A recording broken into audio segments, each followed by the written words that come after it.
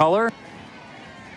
And their kickoff man is Parker Rusk. Yeah, impressed me having a chance to watch practice one day, and you know he's got a range on the field goal part of it of 40 yards if they get down into field goal range. And he sends a squib kick down the field, picked up by an up man, and it's going to be returned across the 35-yard line.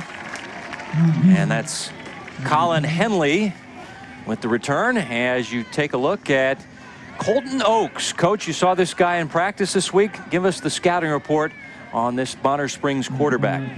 Well, Colton Oaks is kind of like the book, The Tale of Two Cities. He's really good in terms of the slant pass and the deep ball. But for 8 touchdowns so far this season, he's also thrown 6 interceptions. So when he throws off balance, he makes those high-risk throws. So he's good sometimes and not so good other times. Tobias Womack is playing tailback tonight. He was a question mark with an ankle injury, and he'll get about a yard on the play before he is wrapped up by Alex Beirano. But, Coach, this guy was limited in practice all week with an ankle issue, and it looks like he's a little gimpy going back to the huddle. They said his warm-up tonight did not go that well, and we did not expect to see much of him tonight, but he is in on the first series. Well, normally, Kevin, if a player is gimpy going into warm-ups, they'll try to play him early in the game to see if they can keep him healthy, at least for the first quarter, and then make another decision. On second down and long, Oaks rolling, throwing, and it's a completion on the sideline. No, they said he was out of bounds. Not complete. It is incomplete to Charlie Gray. Charlie Gray did a nice job. They ran 2 receivers down here to the sideline, and you know, Oates made a nice throw off the move. Hy-Vee starting lineups on your screen right now. Freeze is their leader, the big guy in the middle. Steven has done a good job at wideout this year, and Womack playing through an ankle injury. Really looked like the receiver Gray got his foot down there. Only need 1 foot in high school football, but the official right there said incomplete, third down and long. Oaks pass incomplete as he was targeting again Charlie Gray, and there is a flag down. Quarterback got pressured to the point where he had to throw off his back heel, and the ball was just wild on him. This might be a defensive penalty, though. Once again, your referee tonight is Mike Harmon. So here we go. They're going to punt it away. And Joshua Ray, number 53, is their punter, and he's kind of a line drive punter. So we'll see if Basehor has a chance to return this. J.C. Watson and Eric Scott are your punt returners. And this one off the side of his foot, very short punt. And going to be taken at the 42-yard line. Only 21 yards on the punt, no return. As now we meet Justin Phillips, and this is a shorter quarterback, Coach, that has to work with his 5'11" size, but does a pretty good job of doing that. He certainly does, and his height is complemented by his feet because he makes great plays with his feet. He's mobile. He's completed 68% of his passes in 4 games. That is unheard of at any level of football. So he's got 6 touchdown passes and no interceptions. I think he'll be the race car driver that will get this team in the end zone a number of times tonight. His running back is Chas Rollo to his left. He's working with a gimpy ankle as well, as we've got encroachment by the defense. Hy-Vee starting lineups for the Bobcats of Basehor-Linwood, coming in at 4-0, 2-0 in the league. They run a spread flexbone offense.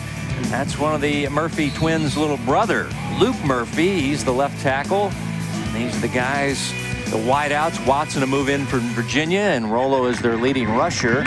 Quick pass to the far side is incomplete, as they were looking for Shirley, and he got lit up by Alonzo Hoax. As we run through the rest of the lineups, Charlie Gray in for the injured LaVoyd Simpson at defensive end. Charlie Gray going to be a tired puppy later tonight because he's going to be playing a lot of football tonight. And there are your look at your linebackers. Hopkins leading tackler on the team. And Porter in for an injured Washington, who's out with a concussion. 2nd down and 5. And the handoff is to Watson, and running room down the near side. J.C. Watson, a 1st down and more as he's inside the opponent's 30-yard line, bumped out near the 27-yard line. Great misdirection by the Bobcats, and they get it to Watson. And as a rusher, he's one of their more productive players rushing the football. Also a real good defensive player, two-way player for the Bobcats. 26 yards on the Watson run. Moved in from Virginia. His family has a military background. And here's Rollo going to the outside, cutting it back. He's a big back, and he powers inside the 25 near the 23-yard line. Chas is a north-south runner, and he's tough to tackle. Oh, he's built like a bowling ball, and he's a weight room warrior, strong as an ox, and he is going to be tough to grab and to get down on the ground tonight. On 2nd down and 6, Phillips rolling, throwing, has a man wide open. Yes, J.C. Watson, touchdown, Basehor-Linwood. There's Justin Phillips. He makes plays by moving around, scrambling, found a wide open receiver. There had to be a breakdown in the coverage. Sometimes when the quarterback starts to move around, defensive backs tend to lose their receivers, particularly in behind them. And of course, there's an undefended receiver for an easy 6 points. 2nd receiving touchdown for J.C. Watson, who's a 4.0 student as well. Well, here's Parker Rusk, 25 out of 29 PATs this year. Can you imagine 4 games and they've kicked 29 extra points? They have scored a lot of points. They've had a lighter schedule to start the year. Their coaching staff will admit that, but hey, they've won them all, and they've averaged 59 points per game, and off to a fast start here with a touchdown pass to J.C. Watson. And here's Phillips doing what he does very well, moving east and west in the pocket, and of course just a totally void in the coverage. This is misdirection, and they pull both guard and tackle. Did a nice job. Totally got the linebackers pursuing in opposite directions. That's a big run for the Bobcats, and I think J.C. Watson might be a big difference maker in this game. He's also their backup quarterback, so he's a very talented young man who can play both ways, and we'll see him make some plays tonight.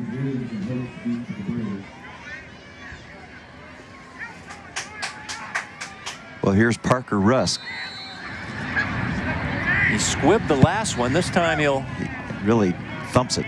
Yep. This will be Andrew Steven on the return from the 7-yard line. And just as he gets across the 20, he's taken down by several Bobcats. So we'll see the Braves on offense for the 2nd time tonight. Parker really did a neat job there of getting height in his kickoff, and the coverage was very disciplined. Basehor-Linwood really did a good job of keeping their spacing, and boy, there was not much of a running lane at all for Bonner Springs on that one. So from the 22, Womack staying in.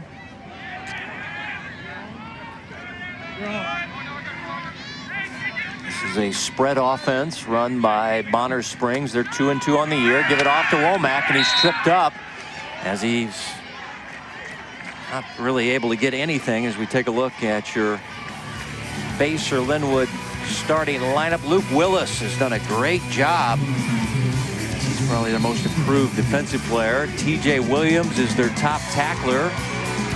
He's an inside linebacker. And there you take a look at the secondary.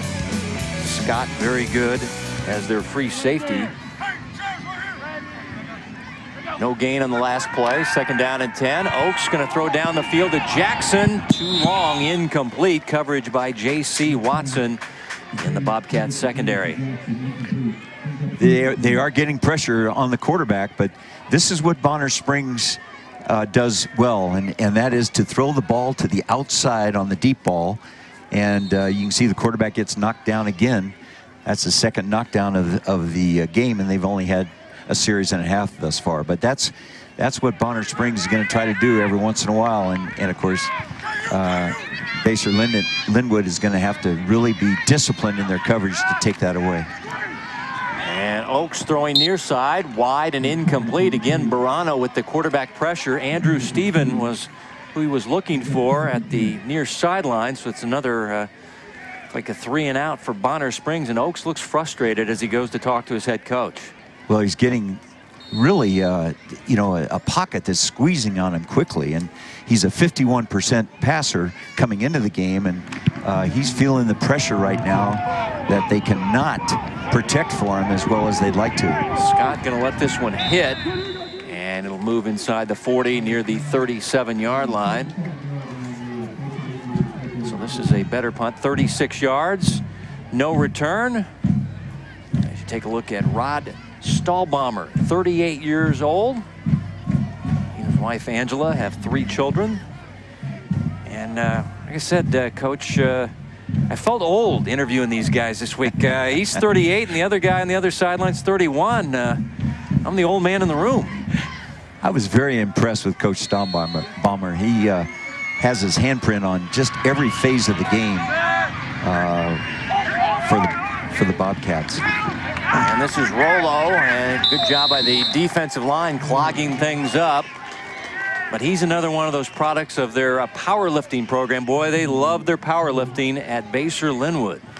Oh, they've had great success. Their defensive line coach is the powerlifting coach, and they've won 8 straight 4A championships in a row. And I'll tell you what, that carries over to the football program, I'm sure.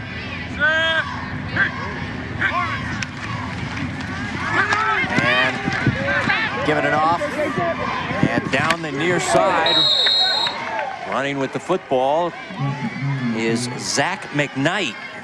And they're really hurting him on this action to the near side on the running. That's a first down run. A big hit on the sidelines there, delivered by the Bonner Springs Sam linebacker Solomon Young and also Bryant Stymack, but it's a first down across the midfield stripe by Zach McKnight. And this is Rollo, and he fumbles the football. Ball is loose, but it goes out of bounds. It'll stay with the Bobcats.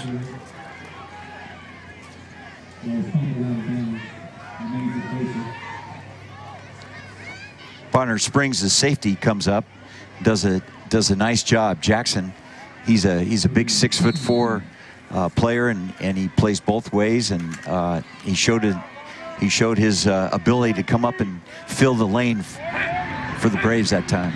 Second down and 10. Phillips moving around and zips ones down the field. Oh, too long for Jackson Brimblecom. But boy, I'll tell you, Phillips nifty in the pocket there, showing good feet. Well, he certainly is, and that was a designed sprint out where he influences one way and then he rolls to the next side, and again the defensive secondary for Bonner Springs loses their man when you see the quarterback Phillips moving around in the pocket some. And flags are down prior to the snap, but this guy, when you look at him, you see 5'11", 5'10", and the coaching staff said he had to overcome being the short quarterback and working out of the pocket, and he's really done a good job of improving that part of his game. He certainly has, and you know, he's got such a neat, quick release, and he's accurate from 10 to 15 yards. He's a very difficult quarterback to corral and to sack. After the penalty on Bonner Springs, 3rd down and 5. McKnight wide open on the catch, 1st down and more. So it's been number 8, Zach McKnight, collecting the first downs for the Bobcats, and they'll move the chains. Great awareness by Phillips right here. He goes to his outlet receiver, throws the ball a little bit behind, but McKnight makes a nice 360 catch and picks up the first down. That's McKnight's 2nd catch of the year, and they said Zach would get a lot of time tonight. 1st and 10, and here's Rollo, and he powers his way down near the 25-yard line. It's north-south, and this is a wide body that's tough to tackle. Oh, and he's got a great running hole here. Just a zone blocking scheme, and he cuts it right behind the guard's block. If he gets going, this could be a very balanced attack. Double handoff. Here's Eric Scott in space. This is what they want. And Eric Scott will have his first and goal. This guy is dynamic. And this double handoff is fooling the Bonner Springs defense right now. Oh, it certainly is. It's the old wing T element to their offense. And Scott is averaging 10 yards per carry, and he didn't hurt his average right there. In fact, he improved it. So here we go. First and goal from the 5-yard line. Bobcats looking for more, and they'll give it off to Watson, using his speed, trying to turn the corner, and didn't get much on this play. Of course, Watson has the 23-yard touchdown pass, the lone score in the ball game. Second down and goal. Boy, they're doing a great job of getting to the perimeter, and Bonner Springs recovers nicely there to at least keep him out of the end zone. Not sure if Jacob Freeze has been inserted into the lineup. I don't see him on defense, but this is where they like to play him, inside the red zone on defense. Second down and goal. Rollo is blown up. Charlie Gray with the penetration and tackle for a loss. Number 2 there. Charlie Gray, he's their leader on defense, and boy, did he play the A-gap very well, and then came off, and a host of teammates also came in on the tackle. This is a passing situation right now, and I'm sure Phillips will lean to the 2-receiver side. Flushed, throwing, finding Rollo, breaks one tackle, breaks a second tackle by the third tackler, and about the 3-yard line as Hoax comes up and makes the stop. It'll be 4th down now. Well, again, Rollo serves as just an outlet receiver, and Phillips finds him on the move. He's being moved around in the pocket some by the defensive charge, but he still has great vision up the field.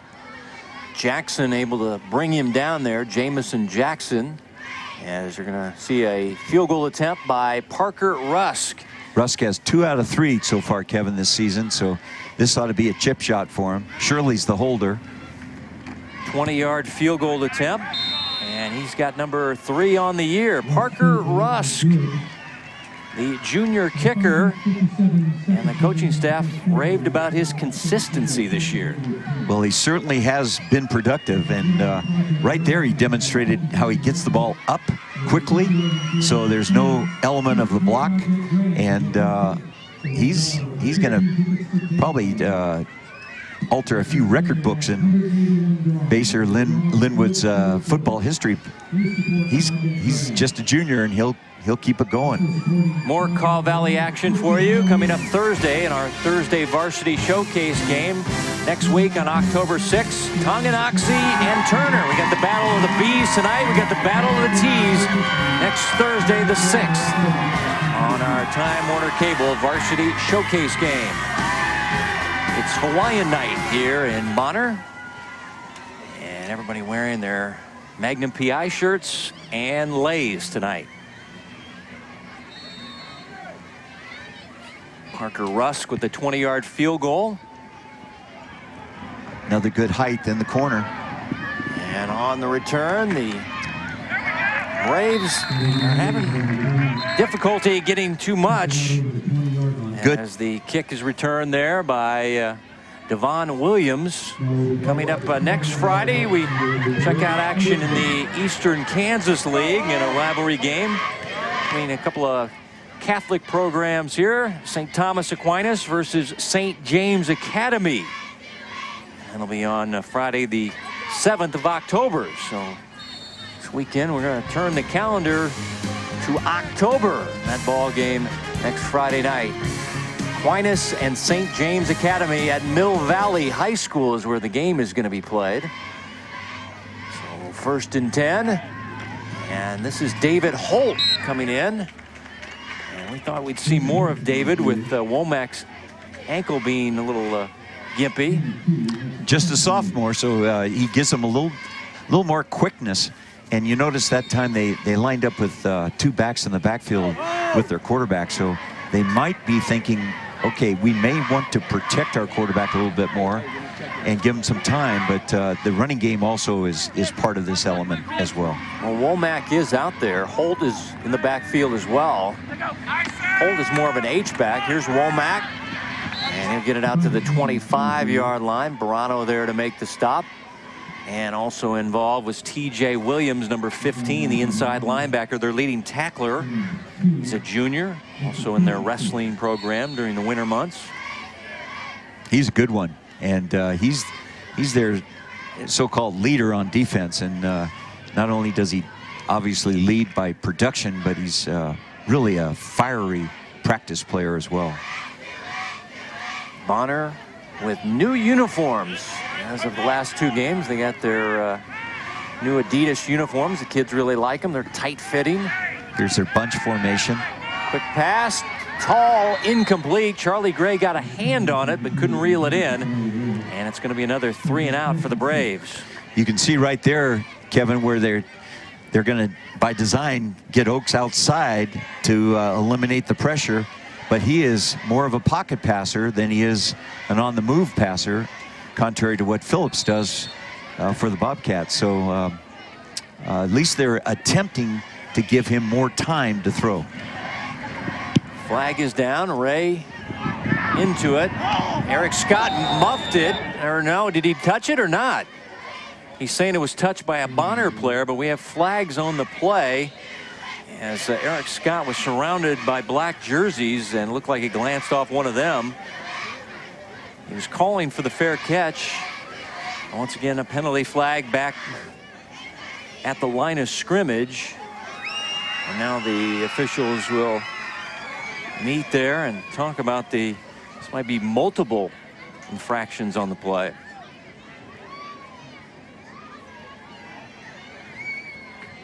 Well, Eric Scott is one of the key returners for the Bobcats on punts and kickoffs. J.C. Watson also does that responsibility. So between the 2 of them, they just have some really dynamic playmakers that can take the ball in the kicking game as well. So it's no misfortune that they've scored 82, 50, 57, and 46 points in 4 games. That is, Kevin, that's 235 points in 4 games and averaging over 58 points a game. I mean, there are basketball teams that would want to claim that kind of point scoring. It's just amazing what they've done their first 4 games. They're off to a pretty good start here as well. 10 points, and they've had great field position. Their defense and their kicking game has created almost a field that looks like it's slanted going toward the Bobcat end zone. So right now they're right where they want to be.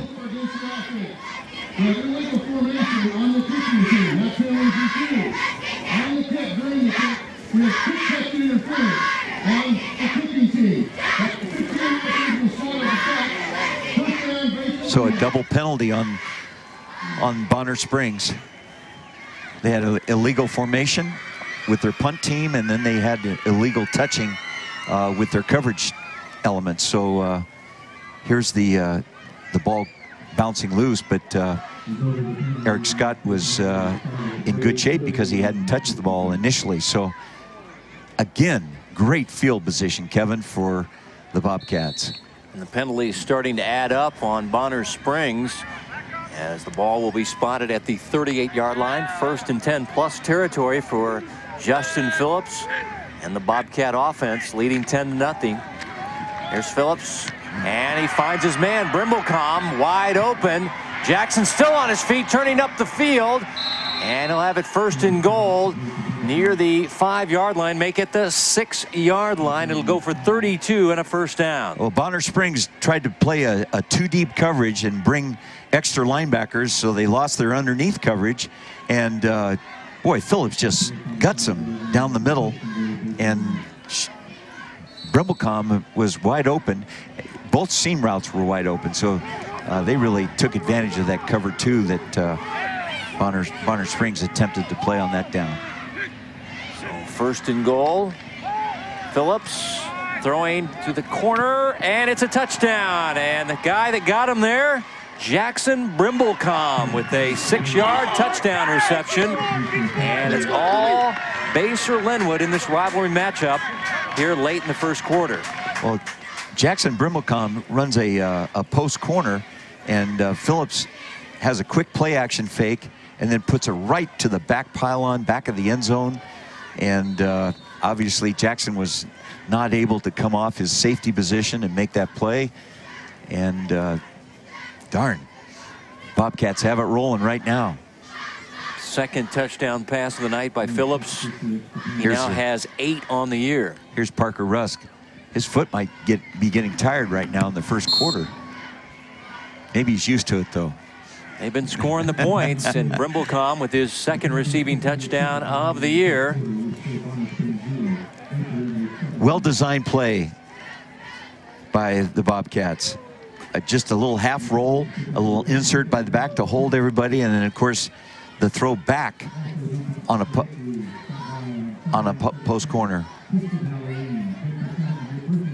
Yeah, this is splitting the two deep coverage, and Coleman comes in, makes a great block at the junction, and Brimblecom goes out of bounds on about the 5-yard line. Brimblecom has, coming into the game, he had 7 catches, so what'd we say, Kevin? He's got a couple already, so he's up there, but he averages 24 yards per catch. And some of these passing statistics are unheard of in terms of what they've been able to do in their first 4 games, but they're demonstrating it right now in this first quarter. Here comes Russ. He line drives the kick. And this ball gobbled up finally by Andrew Stephen, and he's going to be taken down shy of the 15-yard line. Well, the thing I like about Phillips' stats, 8 touchdown passes, 0 INTs on the year. Boy, that is hard to defend, and that's the edge of a winning quarterback, when he can throw touchdown passes and not turn the ball over. Well, Bonner Springs trying to get their offense untracked here late first quarter, but it's not firing on all cylinders. Seen some inaccuracy by the quarterback. And a low snap, and now the ball is loose on the field. Looks like Basehor-Linwood has covered it up. Oh boy. Yep. Trouble continues as the ball is covered up by Jacob Markovich, the nose tackle. Very active player. Coming into the game, one of their keys to victory was to eliminate the quarterback center exchange problems they've been having. You know, Jacob Fries is just a fine college prospect, but he's moved from tackle to center for his first season ever, and so they've had some issues over the last 4 games, and it just showed up again tonight, which puts the ball in great field position for the Bobcats. And Jacob's going to have to really get that corrected to eliminate that kind of a turnover anymore tonight. Yeah, it all starts with the poor snap. You know, one of the talking to Coach Morrell, he listed a couple of things that he really felt were important, and one was to be disciplined and play penalty-free football. And you made a comment about that already, Kevin, about how they've been penalized to Bonner Springs. I don't think Basehor-Linwood has a penalty. Now the fumble quarterback center exchange issue rears its head, and they just haven't been able to play disciplined defense in pass coverage as well. So Coach was concerned about all 3 of those elements. Offensive execution not crisp tonight for the Braves. Phillips on first down, throwing to the near side. Eric Scott with the catch, but it's a horizontal pass and goes backwards, and that's Nyjon Porter, the cornerback, making the stop, but they're going to lose about 4 or 5 yards in this play. Nyjon did a nice job reading that, and he came up. He's just a young sophomore. You know, his future's ahead of him, but demonstrated really good instincts right there. Devontae Washington is out tonight with a concussion. That's why Porter's getting the start, as we got whistles on the snap. This could be an offensive penalty, which will push the Bobcats back maybe 5 yards. Oh, boy. Another penalty on Bonner Springs. When it rains, it pours. Usually when you see an early whistle like that, it's usually an offensive infraction. But this just helps the Bobcats even more now. Well, it's now 2nd down and 10. Boy. Pass down the field. Touchdown, Zach McKnight. As this play goes for 14 yards. It's all about the green here tonight at David Janes Field. They put their slot in motion, had a nice fake, sold the run. Linebackers got caught up in the run. Touchdown, Bobcats. Well, Phillips is just about perfect so far throwing the football. Bonner Springs tried, they did insert their big number 77 in there to play red zone defense, and Jacob Freeze got a chance to play on the defensive side that time. Boy, the mechanics there are just letter perfect. Russ gets the ball up quickly. Shirley holds it, and Jace Friesen, just a young sophomore, is putting the ball right there where the holder needs it.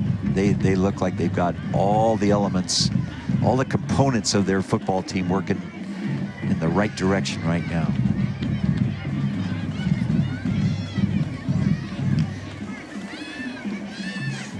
You can see there on the sideline for Bonner Springs is Simpson, and he's a big 6'3", 235-pound defensive player. He was one of their leading tacklers, and I'm sure his void in that defensive front seven is being felt right now, because Basehor-Linwood is just, I mean, they can run the ball right now, and of course Phillips is very accurate with his passing at this point. Well, here goes another first quarter kick for Rusk. This is a bouncer fielded by Williams, and it's going to be run out by Coleman. But the special teams tonight have been pressed by the Bobcats. They've been getting down the field and keeping the returns to a minimum. Have they ever? I mean, every phase of their special teams has been just what they probably wanted to see coming into this game. Dylan Donnelly on special teams doing a great job, but Oaks has had a rough night.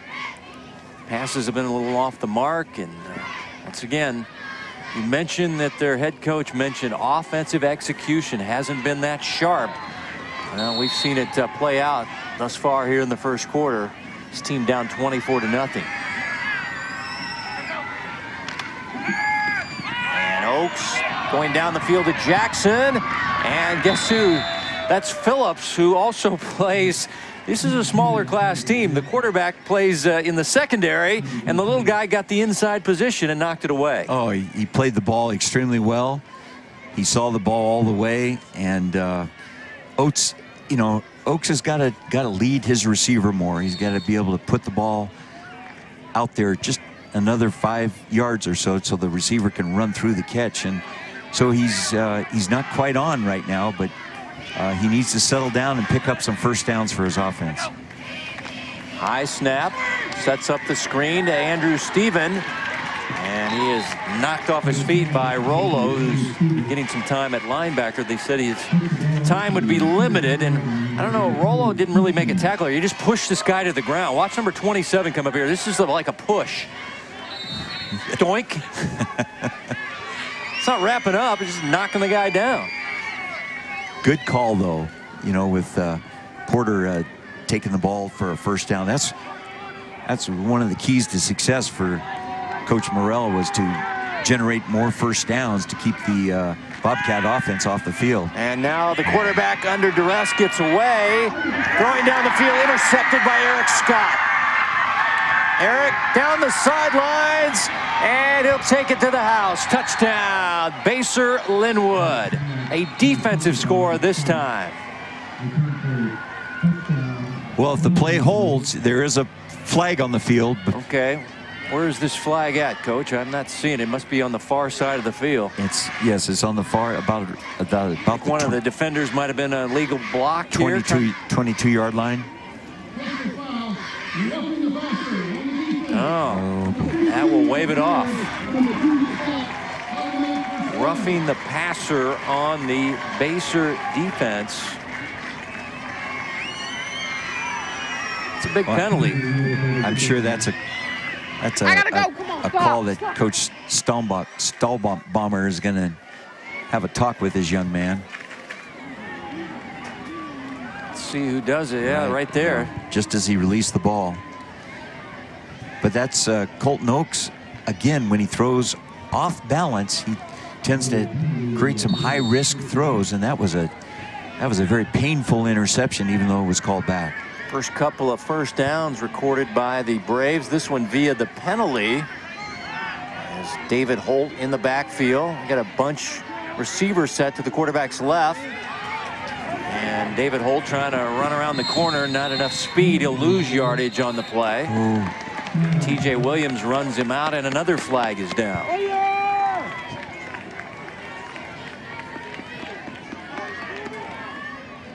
T.J. Williams is called for probably unnecessary roughness as the tackle was made on the sideline.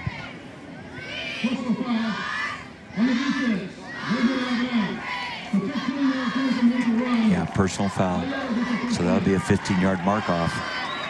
I guess T.J. Williams made the tackle a little bit beyond the boundary line, out of bounds. Well, that's back-to-back 15-yard penalties on the Bobcats. That'll help an offense, give an offense a little momentum here.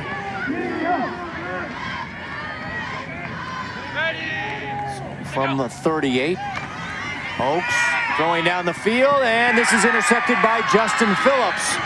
And he's tackled at the 32-yard line, so the quarterback gives it back to his offense. Well, Colton Oaks was attempting to fit the ball into a very tight window. He had an out-breaking route, but Phillips was sitting in behind the route, and of course the ball was errantly thrown. So now we have an interception. You know, Kevin, another great statistic the Bobcats have, that coming into tonight's game, they had 10 interceptions in 4 games. Now this is number 11. So they are really functioning on both sides of the ball this season. Phillips' second interception of the year, 7th thrown by the Bonner Springs quarterback. Looking down the field, and too long, incomplete. As this time they were targeting the angular Coleman there. They went with the quick pump fake to the hitch, thinking that maybe the safety would, you know, really rally up quickly, but the safety did a nice job staying back. And that was Bryant Styming. Jacob Coleman, a 6'2", 160-pound sophomore. Good-looking player. As this is J.C. Watson. Saw him running earlier in the ball game, and he'll run it across midfield for a first down. He is a quick guy. The move in from Virginia, J.C. Watson. Here's that misdirection run again, and they're doing a great job of handling the football. Just right up the sideline.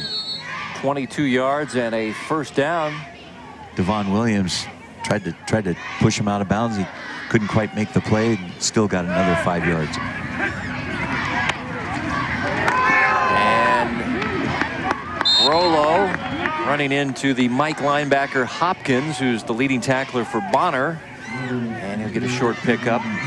The second down and long. Well, Rollo certainly looks healthy, you know, for him to run the ball inside like he's been asked to do. He's done a nice job. Well, he is their workhorse back, but a little bit of a gimpy ankle. Pass caught by Watson. Lifty move as he cuts it back, and he's close to another Basehor-Linwood first down. J.C. Watson having a tremendous first quarter, asking out of the game now. Just shaking up here. Just a simple bubble type of route to the 3 receiver side, and he had 2 blockers out up the field for him. And Phillips put the ball right where Watson needed it, on the run. First, 9-yard, about a 7-yard gain. 3rd down and short. Phillips, Rollo, 1st down, just tripped up. He's got his feet there. Was Hopkins, the Mike linebacker. Rollo, and I got a big gainer on 3rd down and short, but instead he does collect the 1st down.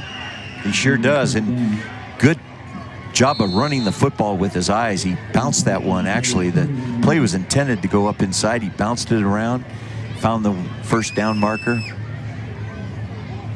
Bobcats are on the move again. This drive set up by Justin Phillips with the interception. Here's Eric Scott, and he turns it up. Look out, Eric Scott still on his feet and got near the pylon. And we have a flag on the play back here, Kevin. And no signal. He got close. He looked like he ran into the pylon. No touchdown signal, but again, the flag is on the field, and might be coming back here. Yeah, it might be a holding penalty. Okay. Block below the waist. Eric Scott's been a little victimized here. He had an interception return for a touchdown taken away by a flag, and now at that run down near the goal line, wiped out by a penalty. So just when we were saying the Bobcats didn't have any penalties, they've been racking up a few lately.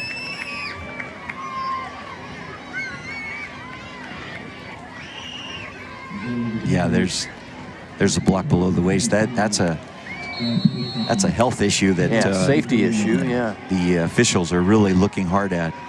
But I'll agree with you. This Eric Scott certainly looks the part, doesn't he? Even though he's been penalized here a couple of times by his teammates. Clock winding out on your first quarter. All Basehor-Linwood.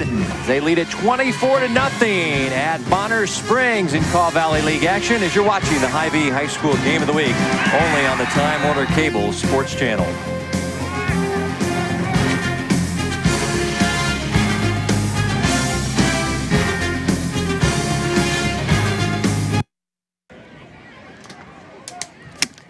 Kevin Wyke and Terry Shea at the David Janes Field. We're at Bonner Springs tonight for Kaw Valley League action. All Basehor-Linwood leading 24-0 and driving again.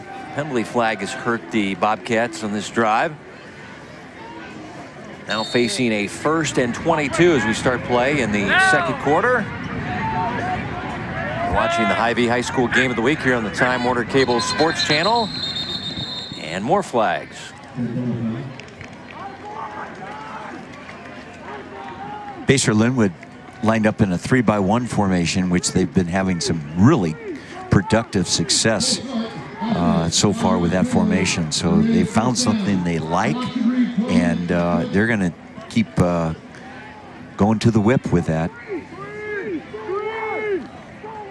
And the quarterback, Phillips, directing some traffic, but looking a little exasperated out there. Now facing a 1st and 27, facing a blitz, hit as he throws, and it's going to be incomplete. Boy, a lot of pressure on the quarterback there as he was roughed up trying to get rid of that one, and it's coming through with the pressure was Blaine Grimes. Boom, right there. Guy that started as a freshman, and they have high expectations for number 62. Boy, they did a nice job of pressuring to the side that he was going to move to, and that's one of the better defensive plays, from the Braves so far this first half. On 2nd down and long, quarterback draw. Phillips can run, gets a nice block from Brimblecom, and he'll be run out of bounds inside the 40-yard line. And Justin Phillips, we've seen his passing arm, but shows off the legs here.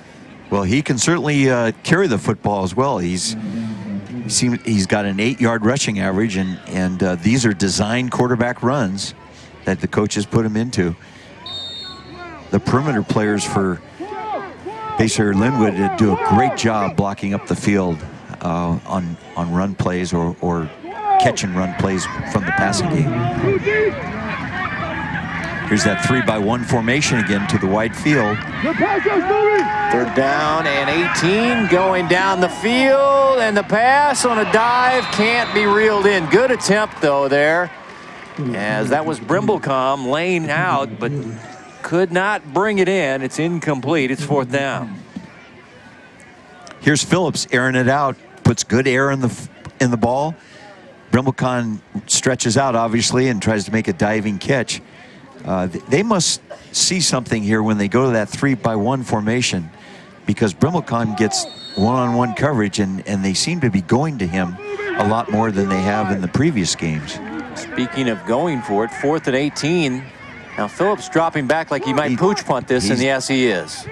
He's their punter on regular punt situations. And he has a nice coffin corner angle. I think this went out near the, let's see where they're saying, inside the 10-yard line. So Phillips gets the job done as the pooch punter here. That's outstanding. Kevin, this is their 4th punt of this season. So they've played 4.5 games to this point, and they've punted 4 times. And their punter, Phillips, is really a very talented young guy. Knocked it out at the 6-yard line for Oaks and the Bonner offense. Holt is your running back in the backfield. As got encroachment on the defense here. Good job, Colton. Changed up the cadence. Got the Bobcats to jump. Sometimes that alters the pass rush. You know, psychologically it slows them down some. So Colton's trying to do everything he can to take that pocket pressure off of him. 1st and 5 now for the Bonner Springs Braves. 2-2 on the year. 2-1 in the Kaw Valley League. So they're still involved in the winning of the league this year. But tell you what, Basehor-Linwood's defensive line back-to-back encroachment penalties. And if you don't hear it when you come to the sidelines, you'll hear it tomorrow in the film room. Well, the Braves have found a way to generate first downs. That's great. Boy, I tell you, since you made that comment about penalties, Basehor-Linwood has had about 6 penalties in a row. It's the Kevin White jinx as the running play by David Holt across the 20 to the 23-yard line. So Womack is out and Holt in. There's a player down behind the play, and that is Kubas, the left guard, Christian Kubas. He's a young sophomore, and he obviously is one of their starting their guards. That was a very well executed run by the Braves. They picked up 6 yards. Now it's 2nd and 4, and it was well blocked. And they did a great. Holt did a nice job of putting together the last couple of yards of that run. You never like to see this, especially when these young sophomores are playing at the varsity level, and they take a hit like this. Hopefully it's just the wind knocked out of him. Colton Oaks, will settle down. Oaks will settle down and hopefully come out and play a very efficient second half, because he's starting to do some good things as a quarterback right now.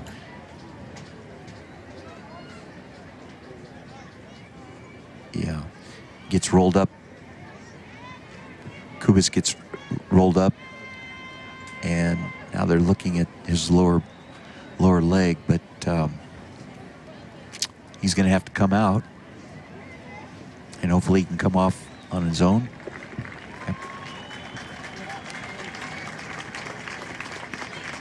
He's the youngest of the offensive linemen starters. Look at that. Jacob Freeze goes right over there. You know, his coach claims Jacob to be one of the real special leaders he's ever seen on the high school level, and hopefully he'll have a college potential.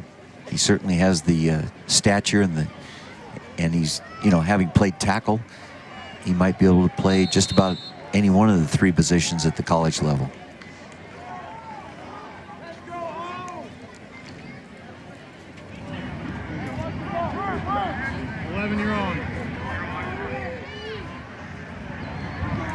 Here's their spread 2-by-2 formation. And here comes the pressure.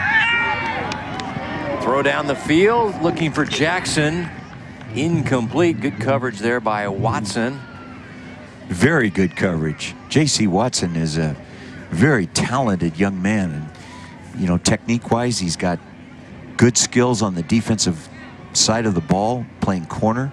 And this has been a team coming into tonight's game where they've, you know, really done a great job of throwing the ball up the field. That's one of Oates' you know, best weapons. And boy, they have really quieted that part of their game down.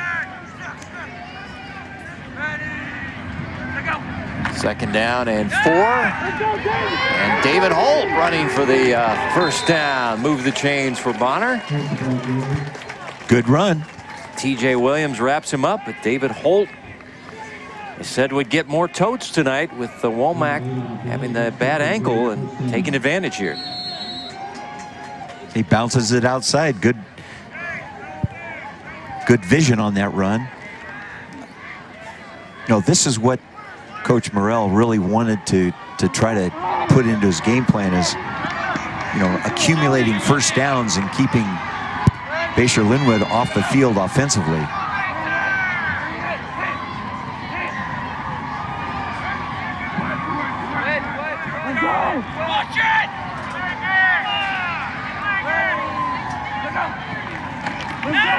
David Holt again, and he is wrapped up. Almost as he took the handoff there, as he had a guy jumping on his back and bringing him down there. Nice play by Luke Willis, number 59. Luke Willis, very well done. You know, that was an offensive adaptation there where they had one play called coming out of the huddle, and then they made a call at the line of scrimmage, and boy, Basehor-Linwood just did not show any tendency to overlook that run defense. Luke leads the team in tackles for a loss. He'll get another one on that last play. As Oaks rolling, throwing, finding Steven, and tripped up nicely by Phillips, shy of the 40-yard line. Andrew Steven, this guy, quite a story, a very improved player for the Bonner Springs wide receiving corps. He's been very quiet tonight, and he's one of their big play receivers. He finally gets a chance to catch one. Avoids a missed tackle there by Justin Phillips, and picks up a nice chunk of yard. Now it's a manageable down now.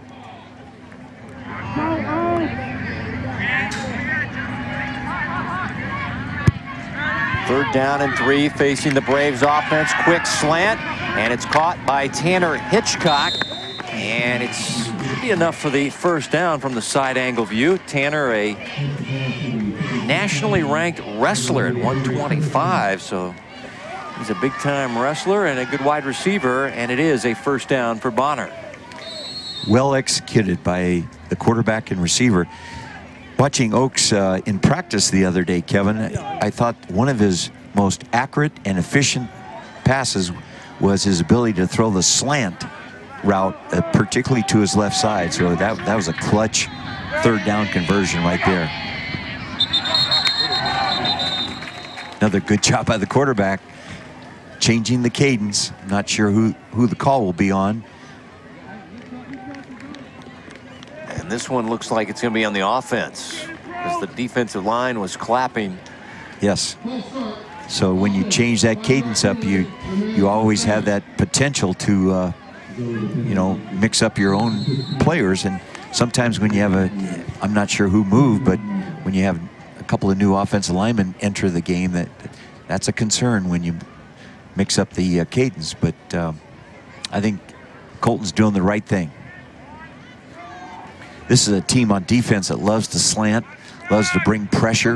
They're very active, very disruptive. David Holt, and not much doing there. Good job by Nolan Ford, the linebacker there, number 31, who's one of their top defensive players. Second in tackles for loss, second in, he might actually lead them in sacks. Actually, he's right up there near the top, but he's just a sophomore, and he also plays basketball, but he's done a good job. They move him around too. They do. He can play will. He can play their Bobcat.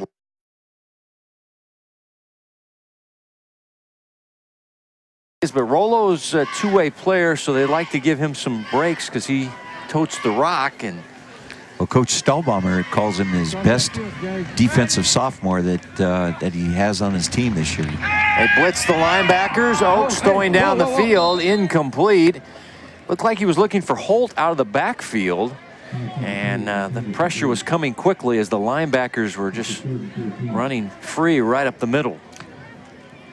He was. Oaks was going to half roll to his right and then throw back to Holt coming out of the backfield on an arc route. And boy, he got pressured. Again, it's that movement on the defensive front, the way they stunt and the way they bring backers. And right now, Bonner Springs does not have a pass protection answer for that. T.J. Williams was pressuring the quarterback, and we get a timeout taken by Bonner Springs. The Braves using their second timeout of the first half. You know, on some occasions, Kevin, a play like was designed right there by Bonner Springs, you know, you isolate your running back on a linebacker, and that might be a great mismatch, but they're just not able to protect for their quarterback when they try to you know, create misdirection and then throw back. It's something they're going to have to address at halftime. Well, I asked the coaches when I wrap up an interview, what's your concern, what's your fears going into a Friday night game? And Coach Morrell was worried about his offensive execution. We've seen them not be that crisp.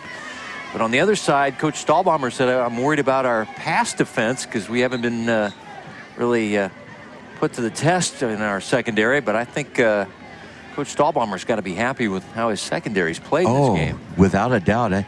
You know, D'Angelo Brooks coaches their defensive backs, and watching him teach technique the other day in practice, they're very sound. After the timeout, pressure up the middle. Screen pass is caught by David Holt, but well played there. Nolan Ford, right on his heels, makes the stop.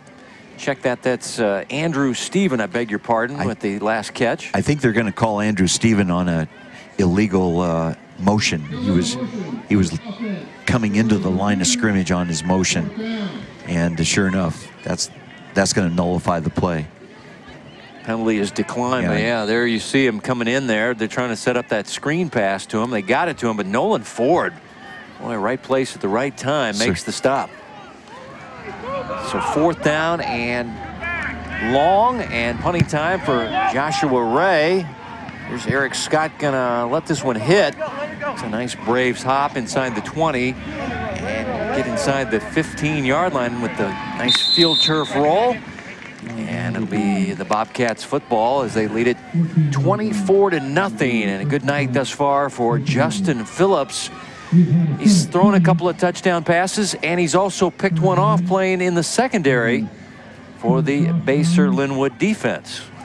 He's just a very sound all-around high school football player, and Coach Stahlbaumer is just really fortunate and feels so good about the work he put in during the summer and the offseason to become a better passer, particularly from the pocket.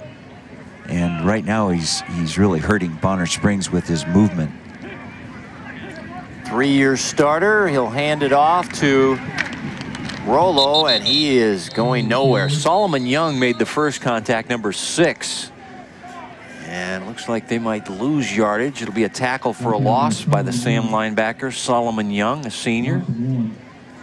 Anytime you can tackle that weight room warrior, Rollo, boy, in the backfield. That's a good defensive stop for Bonner Springs. And Rollo 5'9", 200. And he's a big-time power lifter. Here's Phillips to Scott. Scott, oh my, look at that move. And look at this, getting into space, look out. They're not going to get him. Hoax is the fastest guy for Bonner Springs. He can't catch him. Touchdown, Basehor-Linwood. And we have another penalty, Kevin. And if Eric Scott gets this one taken off the board, he is going to throw a fit. He'll have 3 of them removed. Whoa, does he look the part. Boy, he is dynamic. And Eric's saying, what do I got to do to get a touchdown and here? They're bringing this back, Kevin. Well, he had an interception return for a touchdown. He had an offensive play taken off the board, and this one going to be waved off. Holding is the call on Basehor-Linwood. Yep, right there. Oh, Coleman grabs somebody. Yeah. If that's what they're calling. I don't know that blitz was coming here. Okay. All right, right there. A little wraparound, yep. Yeah. McKnight, huh? And now Eric is down on the field. This is not good. He's on the sidelines. And it'll be a running play for Rollo around the corner, trying to make up all that penalty yardage. Another misdirection run. Got some of it back, did Chas. But they're still facing a 3rd down and long here. Coach Stahlbaumer likes to refer to his offense as kind of a cross between a wing T blocking scheme and running scheme and a spread element. So he's got a little bit of both. And right now the wing T misdirection run is really causing some havoc on Bonner Springs' defense. Actually 3rd down and more like medium. 3rd down and 4 after the Rollo run. As McKnight goes in motion, and we get a timeout for the Bobcats. I'm not so sure that wasn't a freeze play, Kevin, where the quarterback was trying to draw the defense off sides and get one of those cheap 1st downs. And then they realized they couldn't draw them, and so consequently they called timeout to preserve 3rd and 3. So watch McKnight go in motion here. yes, and then he stops right there on the spot and keeps jogging. Well, that doesn't look right for some reason. And I think Coach Stahlbaumer said, well, let's just call the timeout here. We've got a couple in our back pocket to use. So sometimes that can be a design idea where they just go through a full cadence trying to draw the defense off sides. But we'll see. You go in motion and then go jog in place. That's what the plan was. Sometimes you'll see multiple shifts coupled with this, but see the hard count that Phillips went through? See? He's trying to do it with his kind of a Peyton Manning model. So after the timeout, 3rd down and 4, zips it over the middle. Here's McKnight, the guy running in place, and he'll run for a 1st down as he's across the 35-yard line. Zach McKnight for Basehor-Linwood will move the chain gang down the sidelines.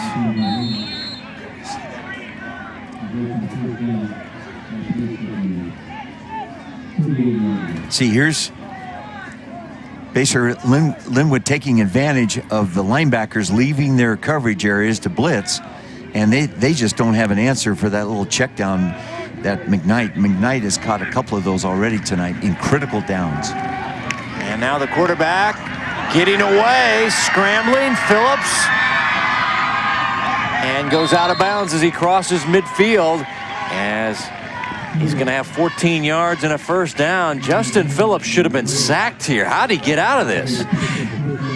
He's a magician. Right there. Just amazing ability to secure the football, number one, and then to pick up a 1st down and still not get tackled.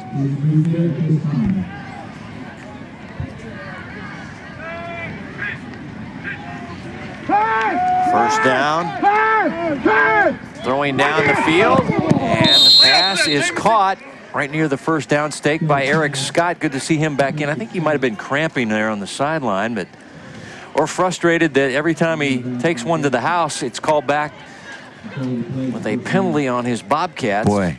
But he's dynamic. There's no question about it. And see the athleticism. And the route he just broke off was just extremely efficient. About a 12-yard out route. They flooded the zone, and Phillips threw the ball perfectly on the run. 10 yards and a first down by Eric Scott. Give it off to McKnight on the jet sweep.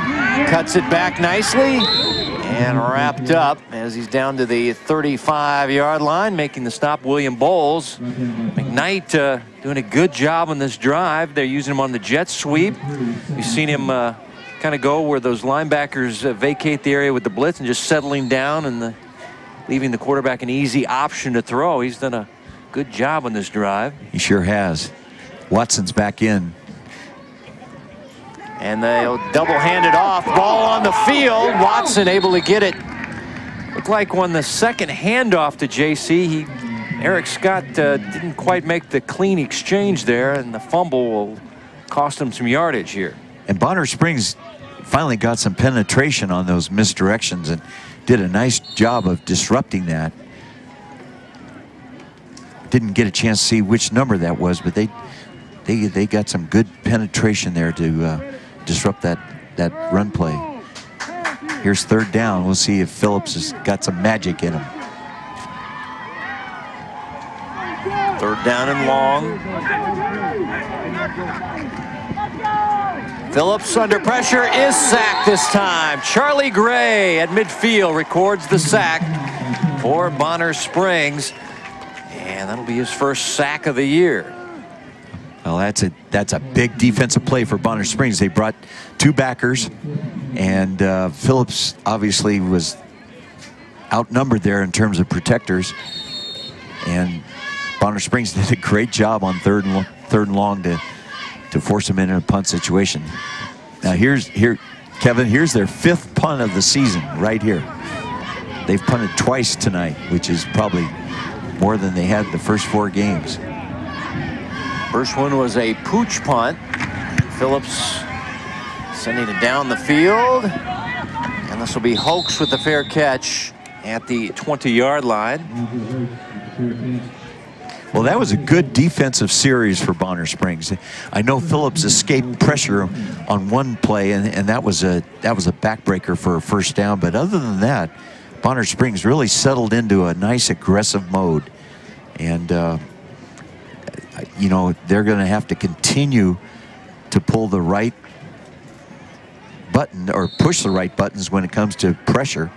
And Coach Hernandez, their defensive coordinator, I think he's got a nice tempo right now of what he has to do. 29 yards on the punt. Ball at the 20-yard line, 1st and 10. Oakes throwing incomplete as he was looking for his receiver cutting across. And it is incomplete to Caden Henley. This is a guy coming back from a knee injury, a possession receiver, but they were happy to get him back after missing time with that knee problem. And guess who was on the coverage? Chas Rollo. Boy, I tell you, the coverage has been so tight on Bonner Springs receivers, even on crossing routes. So it's been a difficult window to find for the quarterback Colton Oakes.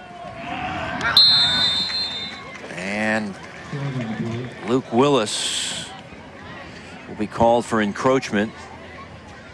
Encroachment, defense, 5-yard penalty, remains 2nd down. Well, these penalties have added an element of sloppiness to the play.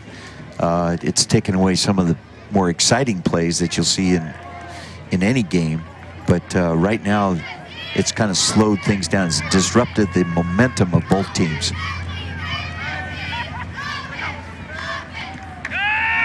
Hand it off, David Holt. Not much doing as he is wrapped up by Joey Foster, the Sam linebacker. He's another power lifter and track athlete. Boy, it's nice to see Rollo out there playing both ways. I mean, coming into the game, you mentioned you know, he had a little element of some type of injury, and he has played through that. He's a one tough customer. Yeah, they try to limit the reps because he's such a workhorse running back. So Ford's such a good linebacker, they can move him, play him on the outside or inside. Pass, and it's caught. And out to the 40-yard line, Henley slams the ball on the turf. It's a first down catch for Caden Henley, the junior. Well, Henley runs an in-breaking route, tries to find the crease in the zone, but oof, that's a tough catch. Boy, even when they convert their catches, the coverage is so tight by the Bobcats. Shirley was draped all over him, but Henley able to reel it in nonetheless for the first down catch. Now Oaks looking down the field for Jackson, and he can't run it down. Watson and he were battling. No flags on the play. It'll be second down and 10. Well, there's that deep ball signature that Bonner Springs tries to throw at you. But again, outstanding coverage by Watson. And that's one of the things Bonner Springs really counts on, is to get a couple of those deep balls completed and explosive plays. But right now, they've had to move their offense in different ways, and their tempo, their rhythm just isn't what they want. Yeah, number 11 Jackson is their vertical threat, but they have not been able to connect with him tonight on those long pass plays. And now they try a slant to Jackson, and it's incomplete. Again, J.C. Watson has the coverage.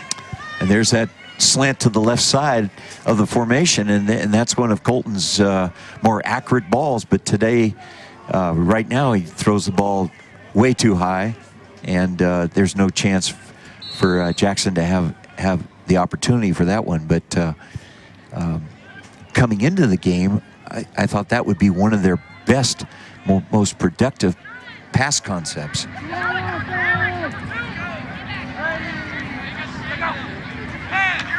Quick pass, Henley, the catch.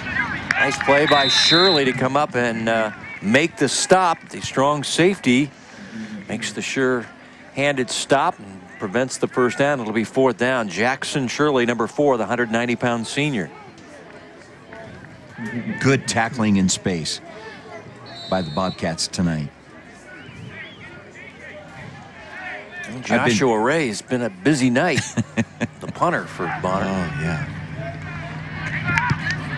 Low line drive. Eric Scott going to get an attempt here at the 25. Makes the first wave miss. And then the second wave gets him as he crosses the 35. So fun to watch number 7 with the ball in his hands. This guy, a big-time college prospect, and coach assess him as a talent. You can see he's a special player. Well, first of all, he plays tall, and there are a lot of 6'2" football players who don't play as tall as he does, and so he's got that range, he's got that wingspan, he can outreach you for the ball, he's got fluidness, he's got good football speed. And you're right, Kevin, every time he touches the ball, you have to hold your breath, and I think colleges are on him, and they should be. First and 10 for the Bobcats. Pitching the shutout. Now Phillips will take off, and he is wrapped up by Andrew Puckett as he crosses the 40-yard line near the 43-yard line. We might have a holding penalty on protection here against the Bobcats. Holding. You know, Kevin, the Bonner Spring defense is a 3-4 scheme, but they are bringing a linebacker almost on every play. So they actually are trying to get a 4-man rush, and Phillips is doing such a great job of avoiding that they can't seem to sack him the way the defense is designed to try to do. So we'll see if they continue to do that. Here comes another backer. Spot foul, first and 28. J.C. Watson the catch and turns it up the field. Wrapped up at the 33-yard line as Henley makes the stop. And there's that void in the coverage again when they bring a backer. So They're doing a nice job with those stop catches right over the tackle box. Still 2 timeouts left for the Bobcats. They just hurry. And again, pass it off to Watson with a nifty move, breaking free, still on his feet, down the field, J.C. Watson, and they can't push him out. It's a touchdown. Wow. Whoa. J.C. Watson. Second of the night. Outstanding balance. He must have made 3 or 4 defenders miss in space. Again, it was just a little stop catch, probably attempting to get a first down and then continue their 2-minute drill. But there's 1 missed tackle, 2 missed tackle, 3 missed tackle, right down. And then here's where his balance surfaces. Yeah, the guy's right there, can run him out. Hoax just whiffs. And J.C. Watson gets a 68-yard receiving touchdown just before halftime. Mentioned he scored earlier on a 23-yard touchdown pass. So the move in from Virginia is paying off in this one, as the extra point try by Rusk, who has a field goal and has not missed a PAT, and that night continues perfect for Parker Rusk. All Basehor-Linwood is, you just think they're going to run out the clock, and instead they get the long touchdown pass to J.C. Watson. Well, it was certainly a catch and run, and the junior Watson just shows his great running skill in space. Poor tackling by Bonner Springs, and you know, I thought the defense for Bonner Springs had kind of settled in, but boy, they sure didn't want to see that right before halftime. They have some playmakers, and not always on the senior end of it. I mean, here's a young junior that's going to electrify people for another season. Outstanding. And Phillips is doing such a, you know, he's such a quick release quarterback that, you know, when they bring that extra pass rusher, they just can't get to him on those stop routes because they happen so quickly, and he gets the ball out of his hands so quickly. Phillips now with 4 touchdown passes, 10 on the season, no INT still. As this will be squibbed down the field. Picked up at the 21-yard line on the return. That is Colin Henley, the cousin of Caden Henley.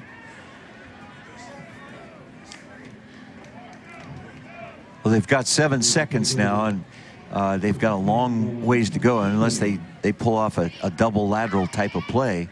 Or maybe they'll throw one up on a go route, see if one of their wideouts can bring it in. Or they'll just run out the clock. They still have 1 timeout left, do the Braves. Looks like Colton's underneath center, so it looks like he's going to take a knee. And we'll take it to halftime. All Basehor-Linwood. 4 touchdown passes by Justin Phillips, 2 to J.C. Watson. Also threw 1 to Brimblecom, and the other one was to McKnight. We've seen a field goal by Parker Rusk. And Coach Morrell has some work to do at halftime. His team been dominated. I think if you're Coach Stahlbommer, the penalties are going to bother him a little bit there after some announcer made a point that Basehor-Linwood was not committing any penalties. The floodgates opened. I don't know who that was, but that was a bad move by the announcer. I'll say that much. Well, you certainly put the jinx on him. Yeah, I sure did. But you know, right now, Kevin, you can hear a pin drop in this stadium. I mean, it is so quiet. And, of course, this is senior night. Big crowd on hand for Bonner Springs. And to end the half that way just is like, boy, it deflated the balloon quickly. Yeah, it's senior night. You see festivities going on. They also got academic achievement night, but the field is being dominated by the visitors tonight. Basehor-Linwood. They lead it 31-0 on the road at Bonner Springs. We're back with Hy-Vee at the half right after this.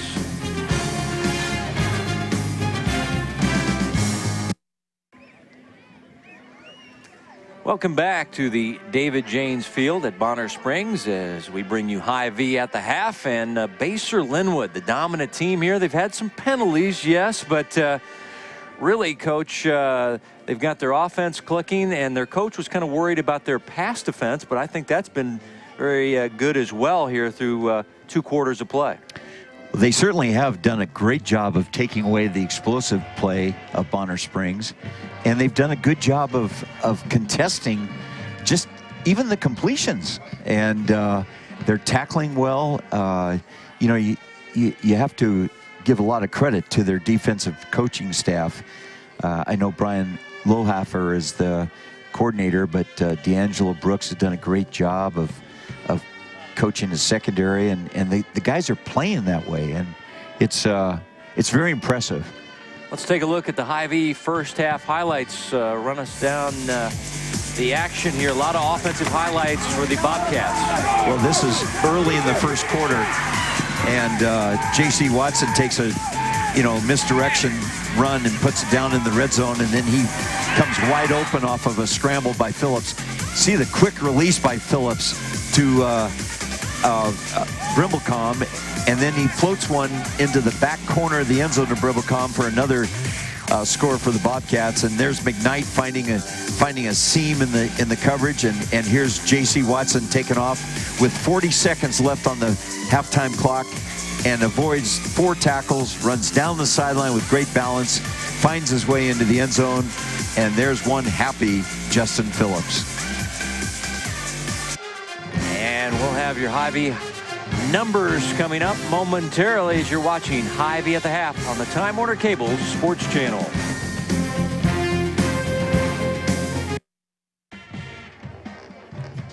Welcome back to Hy-Vee at the Half. Last night in our Thursday varsity showcase, we had Gardner Edgerton and Blue Valley North tangling, and Dave Stewart and Dion Clisso has that story for you. Before the game, Marvin Diener thought his football team had a chance to get to 5-3. They still do, but it means they have to win out after getting beat up pretty good by Blue Valley North. Yeah, they came out a little different plan tonight. They looked to put the ball in the air a little more. Threw 5 interceptions. That kind of cost them. Also, just some mistakes early with the snaps. Some different guys playing center tonight. Injuries really kind of looked like they caught up with this team and their ability to kind of do what they wanted. They tried to change something and it didn't really work out. So they probably need to get back those guys next week and kind of go back to what they've done before. Trailblazers only had given it away 3 times the first 4 games, but in game number 5, they gave it away a bunch. Yeah, I tell you, and right off the bat, Blue Valley North gets a stuff on defense, gets a turnover early, and those 5 turnovers, those 5 interceptions, 2 fumbles, 14 of those points came on the fumbles, and right there, Frazier with a big scoop and score. The snap issues were happening all night, but really that Blue Valley North defense just harassed them. The downfield coverage was so good that Johns really didn't have much time to throw it. Miles Emery was all over the place tonight. There's Peter Klug as well, and Klug didn't get his number called that much. But he did a fantastic job of eating up blockers, and just too many balls that came down the other team's hands, and Blue Valley North took advantage and did exactly what they wanted to do and played well on offense, even though what we're seeing here is defense. Andy Sims is an old college linebacker, a high school linebacker. You knew he wanted to throw the shutout. They did that here tonight. 35-0 the final. Yeah, I think if you're Blue Valley North, this is a result that you're very happy with, coming off those 3 losses to Blue Valley, St. Thomas Aquinas, and Bishop Miege. You come right back and you have a very complete performance. There were some things they need to clean up. There's no doubt about that. But they've got to feel like going forward, they're in a position that maybe they can win out at this point and have a shot at being maybe 6-2, which is going to put them in a very good position as the things shake out on the east side of the bracket as we get things into that new version of the playoff system. Peyton Thielman over 100 yards receiving, had a touchdown. Thank you, Dion. Hey, thanks a lot. Thanks, guys. Well, we saw a shutout last night. We're seeing a shutout thus far in this one, 31-0, with Basehor-Linwood on top. As we take a look at your Hy-Vee first half numbers in this ball game, what stands out for you, Coach? Well, there's no question that the total yardage, obviously is in favor of the Bobcats, and the penalties really haven't hurt the Bobcats. It's probably slowed them down. This score could be even more lopsided than it is right now. I think what's going to have to happen in the second half of play is Colton Oaks is going to have to settle in and start generating first downs and see if he can get a couple of drives going. And if, as they come out for the second half of play, Bonner Springs just has to play one play at a time in order to win one series at a time, and then eventually they'll find their way into the end zone.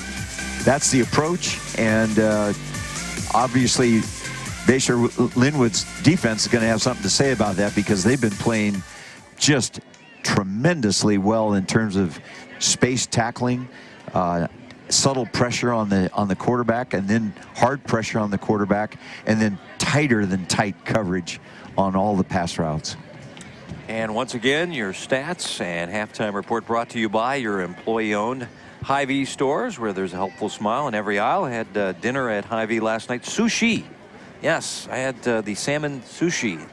They have great food there at your local Hy-Vee. At the Mission Martway Hy-Vee is where I got my dinner last night. So stop into your Hy-Vee store this weekend for all your groceries and your, well, nightly dinner needs for me. Kevin, here every night almost. Kevin, you are the Renaissance man. Oh, yeah. By all means.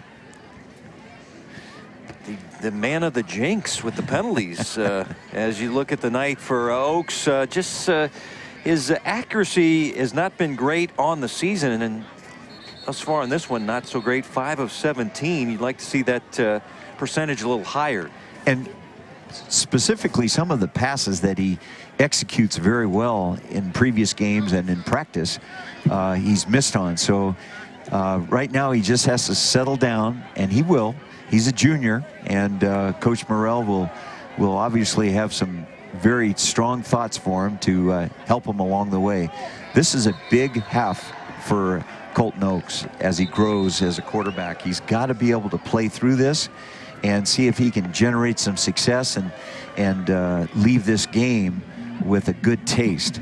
And I'm sure that's what Coach Morrell is given to his football team at halftime, to clean up the penalties and start to generate some first downs and eliminate the explosive plays with better tackling, and see if they seem to have resolved the quarterback center exchange that only showed up once, and if that can, you know, stay quiet, then I think Bonner Springs has a chance to do some productive offensive things here in the second half. Bonner Springs won the opening coin toss. And here is Caleb Hightower. Kevin, he plays soccer and football, so he's quite the talent for Bonner Springs. T.J. Williams on the return, gets to the 35, and the resistance comes.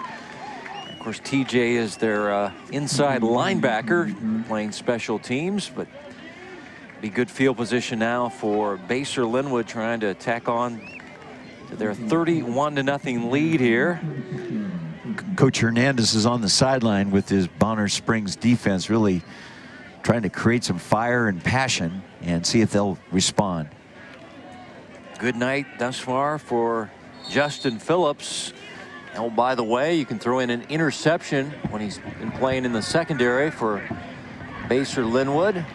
Rollo in the backfield, and Rollo will get the first touch of the second half, and he turns out a nice gain across the 40 to the 42-yard line. Gain about 6 or 7 yards for Chas Rollo. He just moves that pile. I mean, when he gets tackled, he's falling forward and picking up extra yardage every time.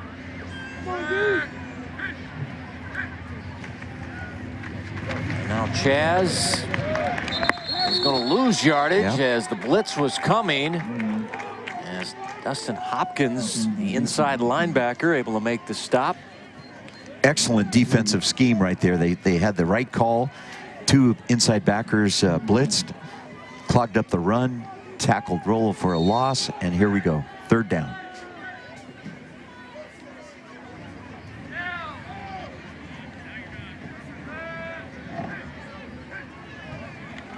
Now a wide snap. Phillips able to corral it, and now in trouble, and he's going to be sacked, and he lost the football, picked up by Bonner Springs, and it's going to be ball at the 10-yard line. It'll be 1st and goal, as coming away with the football is Noah Villarreal. He's the backup quarterback here. Good pressure. Phillips has been very good with ball security. Right here, he just gets manhandled, and Bonner Springs almost gets the ball in the end zone. But this is the play they needed to start the second half. And defense created it for them. Now they've got the ball in the red zone, 10-yard line. Let's see what they can do. That play was sabotaged by the bad snap back to Phillips. It messed up the timing. The quarterback got sacked. It's just a cascading effect of the bad snap. How much damage it does to a play. Got to take care of the snap. And now we're going to see a wildcat situation with Charlie Gray. And now we're going to time out on the field. So we've got a surprise element right there. But it's taken by Bonner Springs, though. See, Bonner Springs made the timeout call. That's unfortunate. Yeah, you set up to try to give a new look to the defense. Instead, the offense is the one taking the timeout, not the defense being confused by the new look.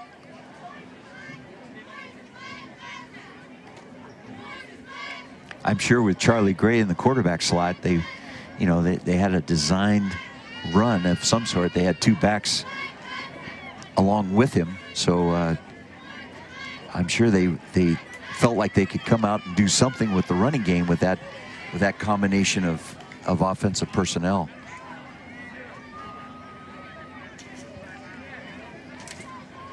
Keep a close eye on the quarterback center exchange here if Charlie Gray stays in at the quarterback slot.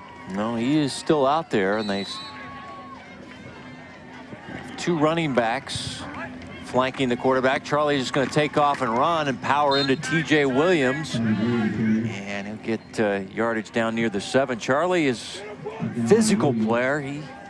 Very athletic guy. Seen him play some linebacker tonight, wide receiver, now playing some quarterback. And they just had a very simple lead play with the left halfback leading up inside, and Charlie following the block of the left halfback. Here we go again, two backs in the backfield. And he'll just take it and spun down. Nolan Ford able to get a piece of him. And now it's going to be 3rd down and goal. You know, Charlie is 6'3" athlete, so he's got some size. That was kind of a counter move that he made to try to influence the backers, but defensive penetration was huge that time for the Bobcats. Charlie, one of the team captains. So now Oaks comes back in at the quarterback slot. Charlie Gray is he's in the backfield set there. In the power eye there. David Holt. Oh, nice play. T.J. Williams comes flying in and gets the tackle for a loss. Number 15, the inside linebacker for the Bobcats. Well, the Bobcats leader finds a blitz lane unblocked. Boy, they do a great job of slanting and then bringing the backers in behind the slant. Their movement scheme has just been there when they need it against Bonner Springs. So here we go, 4th down, and they're going to bring Hightower in to attempt a field goal. Hightower is 5 for 5 on his PATs this year. He has not attempted a field goal until tonight. 27-yard attempt, and it's up, and it splits the uprights. It is good. Caleb Hightower. How's that, Kevin, for a two-sport athlete right there? Well, the soccer guy connects, and good snap by Swan and a good hold by Steven. Good height. Got it. Instant height on that kick, which prevented the penetration and the potential of a block. So the fumble by Phillips turns into 3 points for Hightower, and his first field goal of the year. The junior soccer / football player here at Bonner. Well, we'll see what Hightower can do. In the practice sessions, Kevin, he was placing the ball into a corner on his kickoff coverage, and we'll see see if he pulls that off. That that has a way of disrupting returns, and boy, do the Bobcats have a couple of really nice returners back there. Oh, and they squib it down the field, and it's covered up by the Bobcats. A sliding play there by McKnight. Obviously, they don't want to kick it to Eric Scott, so they're just kind of. And J.C. Watson was his twin back there, so you pick your poison, huh? Two dynamic returners there that they're trying to avoid, and they almost able to catch him napping there. Yeah, they almost pulled off a kind of a squib onside kick, yeah. Kick attempt. McKnight heads up play, gives it back. Phillips in the offense back out. Rollo's in the backfield. Brimblecom, Scott, and Shirley. In the slot is J.C. Watson as your targets. And Phillips scrambling and taking off. And Phillips sliding down. Whoa. A lot of hitting there behind the quarterback, who's sliding to a stop at the 45. I think Eric Scott just got a comeback block in the open field. We'll take a look here. Bonner Springs has got to contain the quarterback. Yep, there's Eric Scott. Got Puckett there on the block, did Eric? Boy, he not only plays with skill on offense, but he's a hitter. He could play defense in a heartbeat. Second down and short. Rollo. First down and more. Gets a block from the quarterback. I love it. Justin Phillips lays a block, and his guy is going to take it all the way to the paint for a touchdown. Chas Rollo. What a dynamic run. Well, it's going to go for 55 yards and a touchdown. But watch the quarterback come flying up here, number 2. Yes, he gets out in front.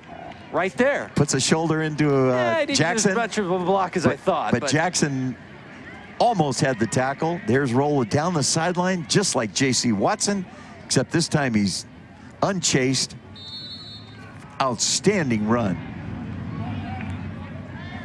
Rollo has had several 100-plus yard rushing games, and this probably puts him well over 100 tonight. This is his 9th touchdown of the season rushing. How's that? 9 touchdowns. And he should be closing in on his 3rd 100-yard game as Rusk knocks through the extra point. And just like that, a good answer by the Bobcats after the field goal by Bonner Springs. You know, a player like this, an athlete in high school that works so hard in the weight room and gets himself ready for football, colleges will want to look at this young man because he can play not only on the offensive side of the ball, but he can also tackle you on defense. He's a prospect. Congratulations, that's a great run. And you're right, Kevin, those quarterbacks are tough, aren't they? Yeah, I mean, he kind of whiffed on the first way, but then he went back and got him. So Phillips, yeah, he's out there helping his running back out. You don't think he's going to get a standing ovation in their film study tomorrow? I think they've come to expect it. It's not going to be, they'll be like, oh, there's Phillips throwing a block down the field for our guy. Well, Bonner Springs is going to have to recover now mentally, and they've got to be able to play with energy in spite of what just happened. That was kind of the same knockout blow they took right before the half, but right now they've got to come back on the field and generate some offense and play this game with some production and passion. This is Williams on the return down the sidelines, and he's stepped out, but still a nice return. As that is Devon Williams, the senior, number 7. Boy, this is what Bonner Springs certainly needed, and the senior gave it to him. You know, Coach Morrell's talked about this being a senior-driven team, even though they don't have quite the experience with some of their seniors because they had 7 new starters on offense. But boy, for the seniors to step up and play well in this kind of a game, this will carry them through the real ups and downs of the rest of the season. So that's important. Spotted at the 46 after the Williams return. Oaks is your quarterback. Holt in the backfield. And throwing down the field, and Phillips, good coverage again, bats it away from Andrew Stephen. Yeah, they had a double move route here. I think it might have been a hitch and go or slant and go, and Colton just underthrows the ball. Colton's got to be able to stretch that receiver out more, but a nice defensive play by Phillips. They go back to their 3-by-1 formation, and it puts Jackson one-on-one against the corner here, and so far it's been J.C. Watson. David Holt, running room. David Holt with a first down, and he's inside the 35 down to the 30-yard line. Nice run by David Holt, the sophomore H-back, now a tailback with the Womack injury. Excellent run, and David Holt might be closing in on 100 yards tonight. Watson misses the tackle in the open field, and Scott comes across and secures the defense for the Bobcats. Now Bonner Springs has a chance to continue to build on their tempo and their momentum. That is a 23-yard first down run by David Holt. Stays in and gets another tote here. And David right up the middle. Gang tackle down as he crosses the 30. Get near the 28-yard line, a gain of about 3. But there's another young player in the Bonner program that they're excited about, David Holt. Sure is, Kevin. And he's playing big, you know, for a sophomore in this kind of a game. Very impressive. The offensive line is starting to, you know, take charge also on a couple of these second half plays, so that's good to see.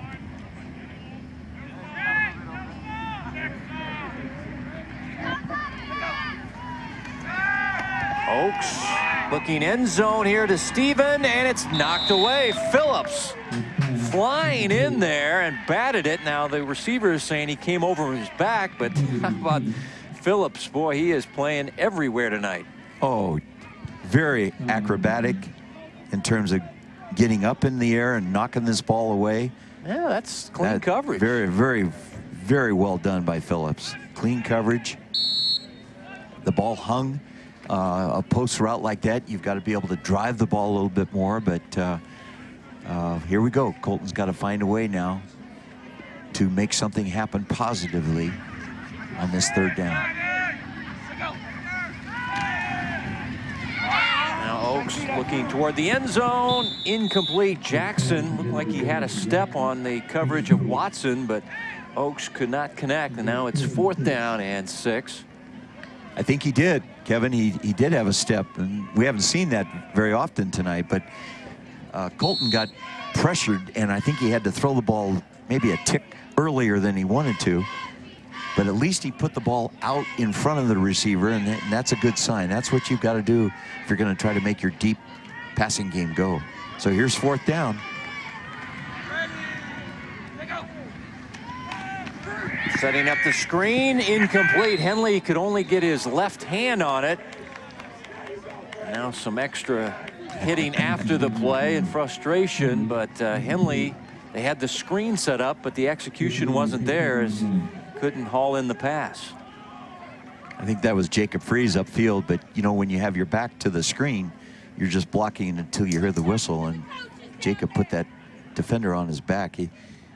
Coach raved about the fact that he has 5 pancakes per game, so that's when you put a defender on their back, and Jacob is a big part of that.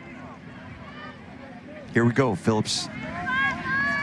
See if he can work his magic again. The running game has just been terrific so far for the Bobcats. They take over on downs with the 4th down stop. Bobcats run it with Rollo, and get just about to the 30-yard line, a gain of 3, and then it's pushed back. Player a little slow to get up in the pile there. One of the offensive linemen, like number 74, Luke Murphy. Of course, they had the Murphy twins a few years ago, back in the day. Ryan and Colin, they're now at Kansas State. This is their little brother, who's a big guy, good student. Pass to Scott. And Scott able to work to the 32 before he is wrapped up on the play by Grimes. Again, there's that little spot route. You know, if I didn't know better, sometimes I might think that the receivers are adjusting their routes based on the pressure of the linebackers. But if it's called in the huddle, Phillips is just doing a great job getting the ball out of his hand before the pressure can get to him. That Luke Murphy, Kevin, coach seems to think he's one of the better linemen that he's had over the last couple of years for the Bobcats. Very athletic family. He comes out of pass to the near side is caught by Coleman, and looks like he has enough for a first down for the Bobcats. This sophomore, I didn't hear much from our practice meetings with the coach, but this guy looks like he's going to be a player, coach. He's a real tall, rangy wide receiver. He's got that angular physique, and his wingspan, I'm sure, he can snatch the ball out of the air before the defender can adapt to it. But that was a big. Here's fourth down. Yeah, they did not get it. Boy, I thought they had got it, but they'll try to draw him off sides here, and then they'll go with the quarterback sneak, and Phillips has acquired the first down following his center there, Markovich, and looks like now that's a compliment to the freeze play where you try to draw him off sides, and then you get into your third cadence, and he gets the quarterback sneak. And good block there by Markovich. Very good. Yeah, there's the stutter motion, but this is a great block by Markovich. Now Phillips is hurt. He is down on the field holding his left ankle. Oh boy. So you go to the quarterback sneak. Well, J.C. Watson is the backup quarterback, so if that if this injury proves itself, it could be a cramp the way they're massaging his calf muscle there. After he threw that touchdown block earlier in the half, thought maybe his body was given in, but listen, that's a big fourth down conversion right there. And he's up on his feet. This is a good sign. Remember, he plays both ways. He is their cornerback. We've seen him have an interception tonight, and the quarterback. These smaller schools, you play two sides of the ball, and he's going to have to leave the field now. And J.C. Watson, as the coach mentioned, will be their quarterback. I saw J.C. Watson throw some passes in practice, and he's got a nice stroke. But right now, he could be a big threat in the running game against Bonner Springs. So they convert the fourth down. The quarterback gets dinged, and now J.C.'s going to run. We know he can run the football, and look at that speed around the corner. J.C. Watson, first down inside the 40 of Bonner. They're going to spot him at the 36. Now he's shaken up. J.C. Watson really adapted there. That was not a design quarterback run, but once he felt like he couldn't fit the ball in there, boy, he just took off. 25 yards just around the end here, and look at the speed here. You know, Kevin, Bonner Springs is, if one part of their defense has been, you know, limited tonight, is because they haven't collapsed on the quarterback. And they're not tackling well either, and Rollo right up the middle, and that'll be a touchdown for Basehor-Linwood. Second of the night for Chas, as he goes for 36 between the hashes. And how many times does he gets touched here? Let's see here. I don't know. 0. Whew. Well, he gets touched right as he crosses the goal line. Good run blocking by Murphy and Miles Beach. Boy, Jacob Markovich, excellent run blocking. Can't let a big guy like that run untouched, huh? Nope. He scored on a 55-yard touchdown run earlier in the quarter, and Tax on this one from 36. Here's Rusk. Boy. He has a great stroke, and that ball gets up. He's letter perfect on PATs and field goals tonight.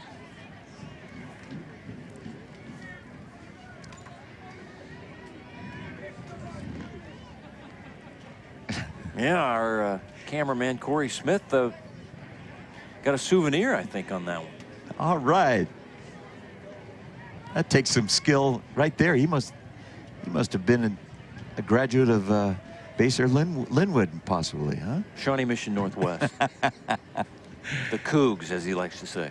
Well, Bonner Springs has got to regroup, and boy, it's tough, you know, when you have, you know, seniors trying to lead the younger players, and right now, I'm sure the seniors are playing with a hole in their heart because anything they do, they just can't seem to come up with an answer against the Bobcats tonight. They had a little spurt right at the beginning of the second half. So let's see if they can regroup and regenerate a drive here.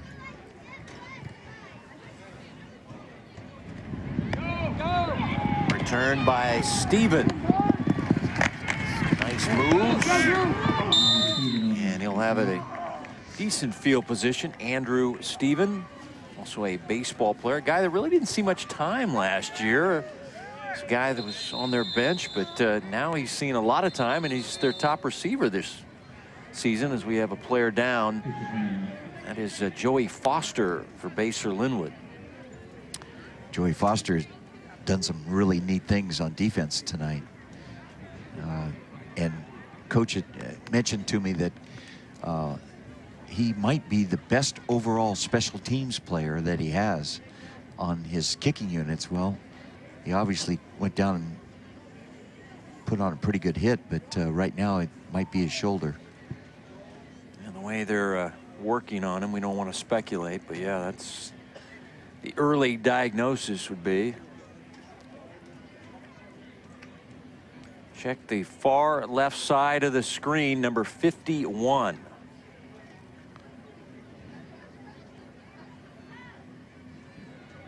Oh, yeah. He got in on the tackle, and looks like he overextended his left, maybe his right shoulder. Yeah, his right shoulder. Yep. You know, Andrew Steven, the young man that just returned that kick, he leads his Bonner Springs team in touchdowns so far this season. And he's, you know, when you watch him practice, Kevin, he's got that mentality where you can just sense that he's a real tough competitor. And right there, he showed some toughness, breaking tackles, getting the ball back a couple extra yards on that kickoff return. They're going to need that kind of leadership coming out of this game to kind of help them get through the next couple of games in conference and get back on track.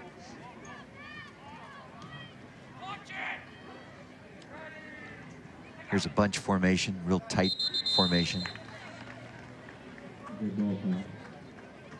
There's that hard count by Colton. You know, for a young quarterback, and Colton is certainly that, being a junior, and maybe this is only his fourth game. He is he's very savvy, and he pulls all the tools that he needs to try to help give him an edge. Quick hitter, and it's successful. It's a first down run as David Holt continues his good night for the Bonner backfield. As he'll move the chains up to the 44-yard line. Good hole opened up there by the Braves offensive line.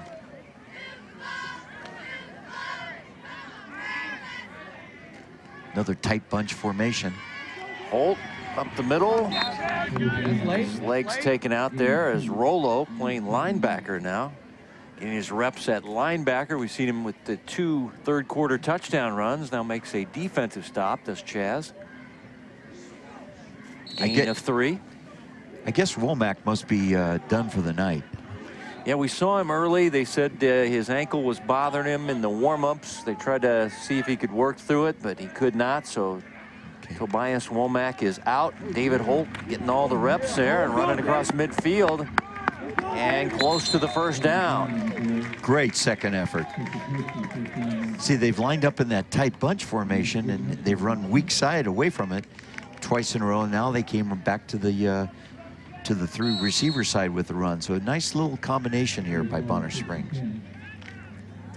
And they say David acquired the first down, so moved the chains for Bonner, trailing 45-3 late third.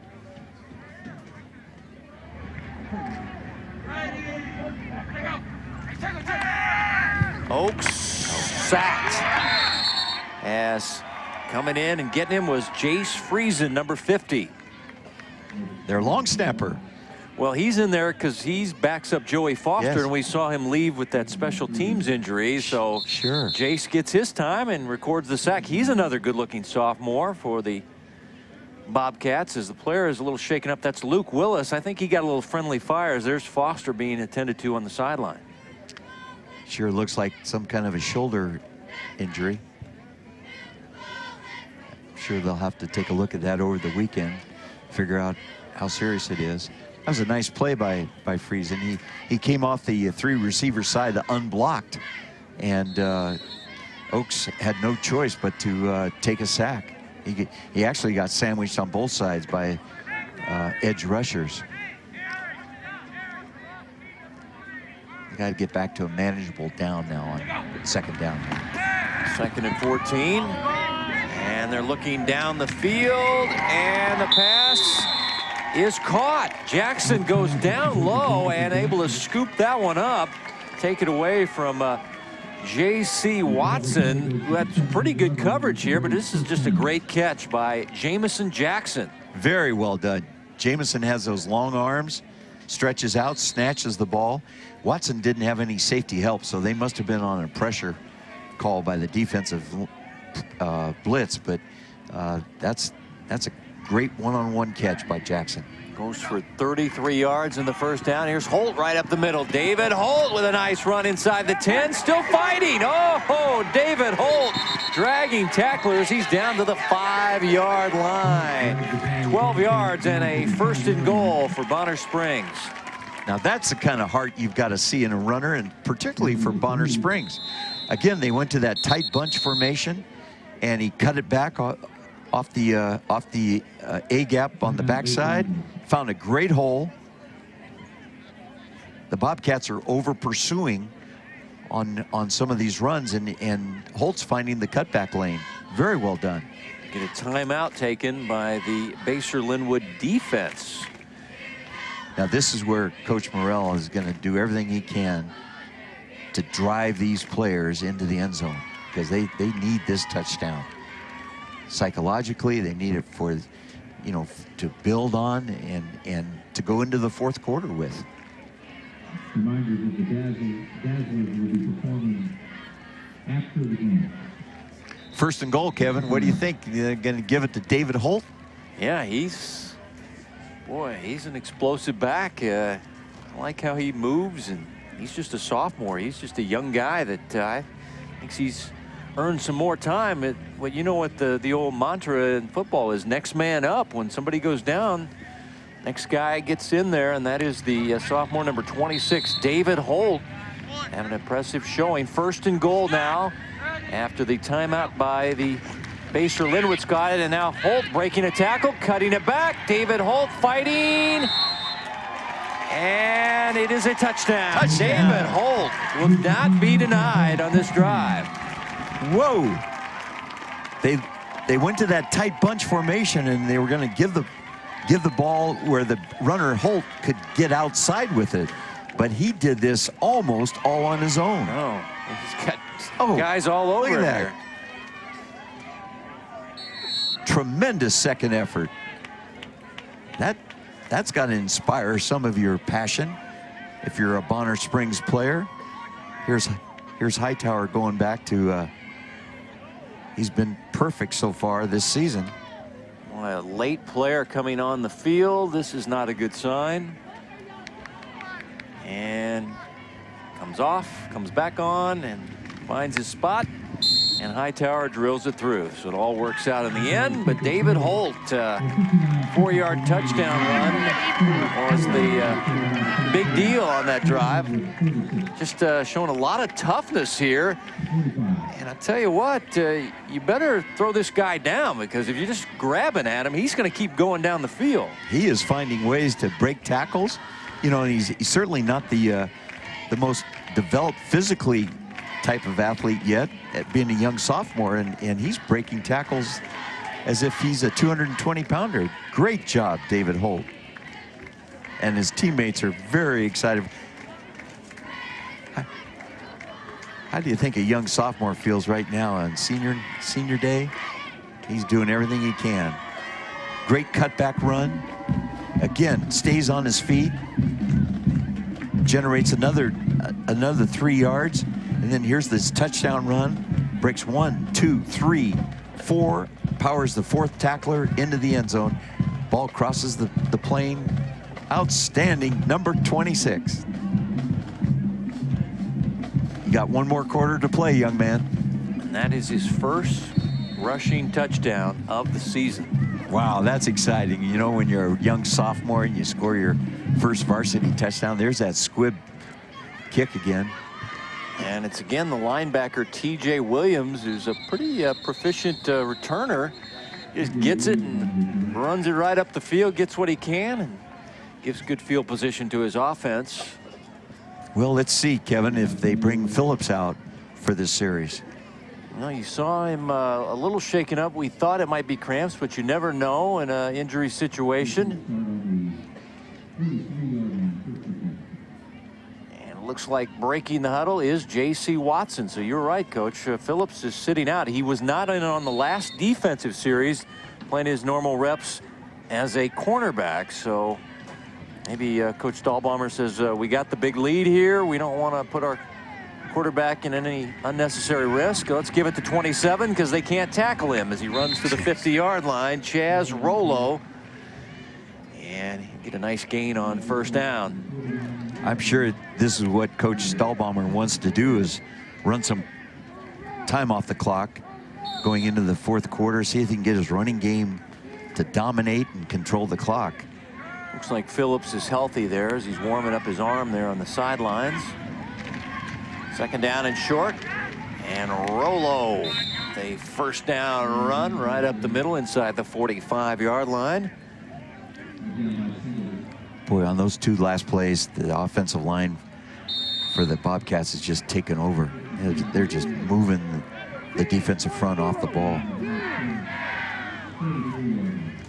Looks like that'll be the final play of the 3rd quarter. And Rollo, nice quarter. Zach White, a junior, 6'4", 225 pounds. He's going to be a nice-looking senior athlete next year. 45-10 through 3 quarters on the Hy-Vee High School Game of the Week on the Time Warner Cable Sports Channel. Back with the 4th quarter in the Kaw Valley League right after this.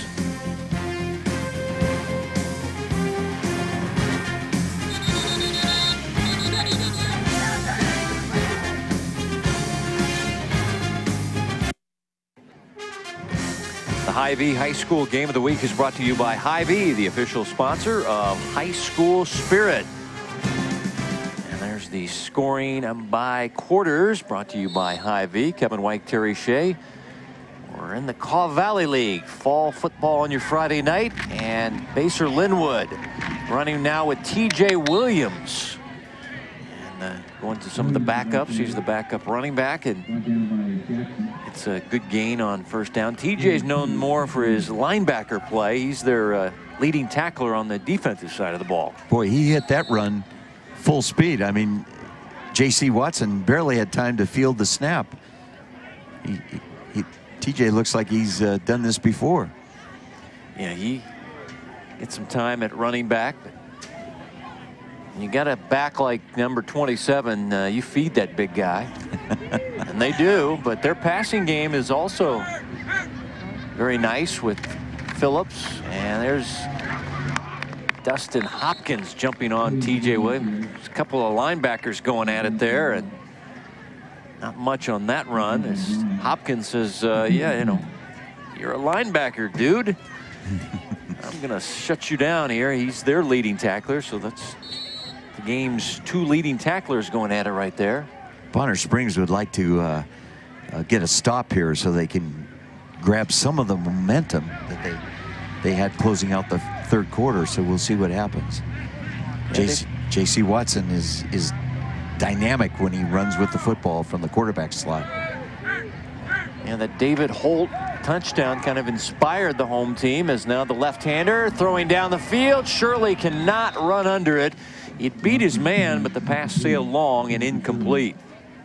And that's a very difficult throw for any quarterback, not to mention a left-hander going to his right. And of course, JC has played 90% of this game as a defensive player and as a receiver, so that's a very difficult throw to put the right touch on. So now Bonner Springs has got a chance here to put a stop together. Well, Justin Phillips is their punter, and I don't see number 2 out there. It'll be Nolan Ford gonna punt this one, number 31 instead.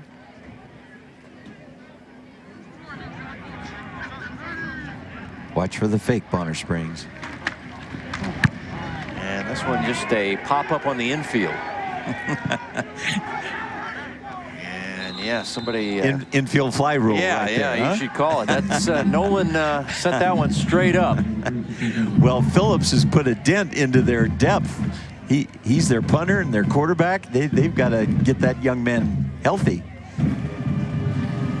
So the ball will be at the 37-yard line, and see Oaks trotting out there. Okay, for Colton Oaks, this is a very big and important fourth quarter for him to play well.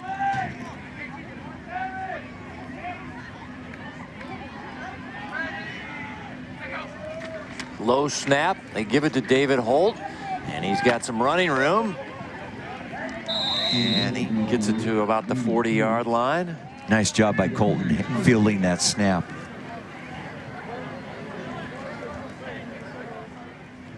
You know, as the game wears on and the big men get a little bit more fatigued, I'm sure Jacob Freeze, you know, has to fight through that fatigue just like any big man.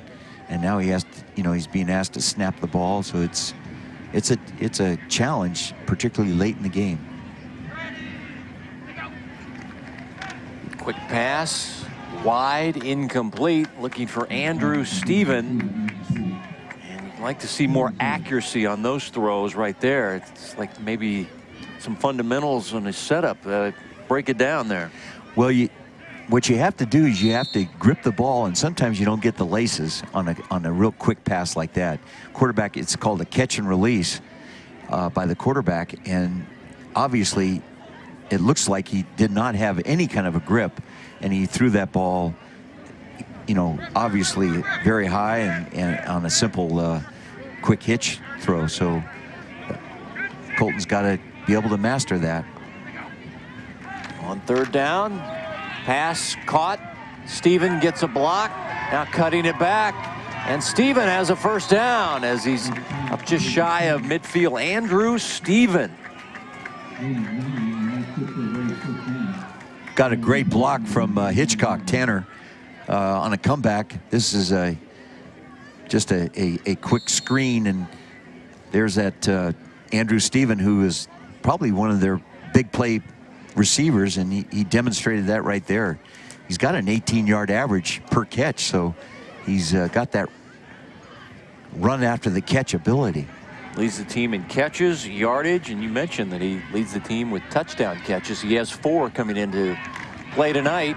1st and 10, looking down the field, and Jackson running under it and takes a tremendous hit, but holds on as he is down at the 20-yard line. He is the vertical guy, and he's made 2 second-half catches of a long-range variety here. He certainly has, and this is a 4 vertical pass pattern that stretches the coverage, and Colton had excellent protection that time, and he was able to step into his throw He was able to loft the ball with good arc, and now Bonner Springs got something going, and Colton Oaks hopefully is feeling more confident with each play. That last play goes for 31 and a first down from the 20-yard line, getting near the red zone. Now we're going to look to the end zone, and it's broken up. Nice play. J.C. Watson got a hand in there late and knocked it away from Andrew Stephen. Great bang-bang type coverage, and with that play by J.C. Watson. Again, Colton trying to go for the deep ball and just barely underthrows that, but you know, you're running out of space back there in that end zone. So it's a play that only his guy would catch, and now they get another down to play. So we'll see what goes on here. Second down.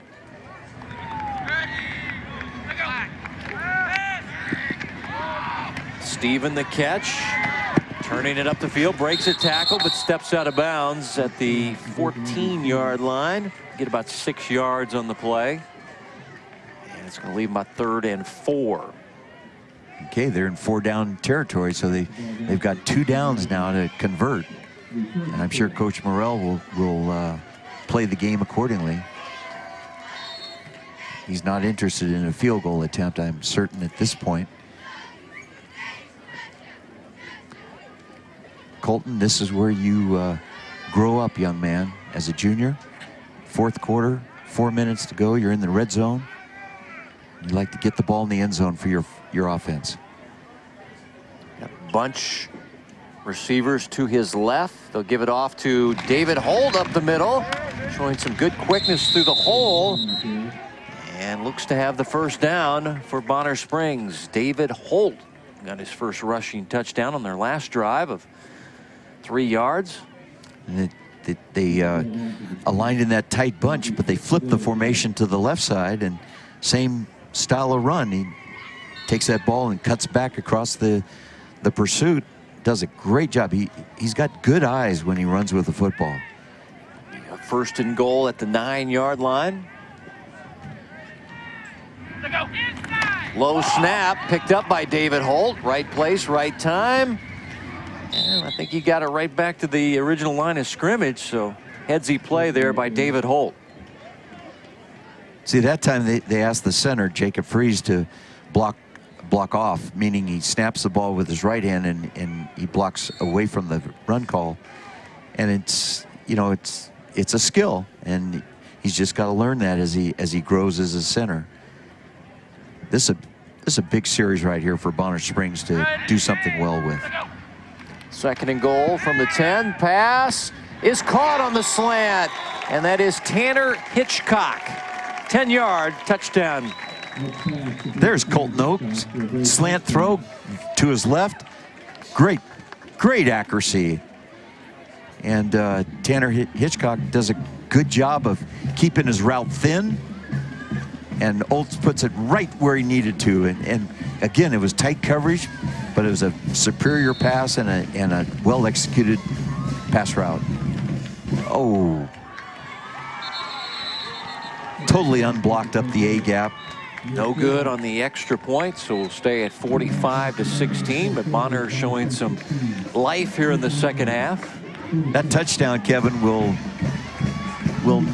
maybe not mean much tonight, but throughout the course of the next week, they'll build on it, and they're going to be very, very positive about what they were able to do in the last 4 minutes of the game. Here's the touchdown.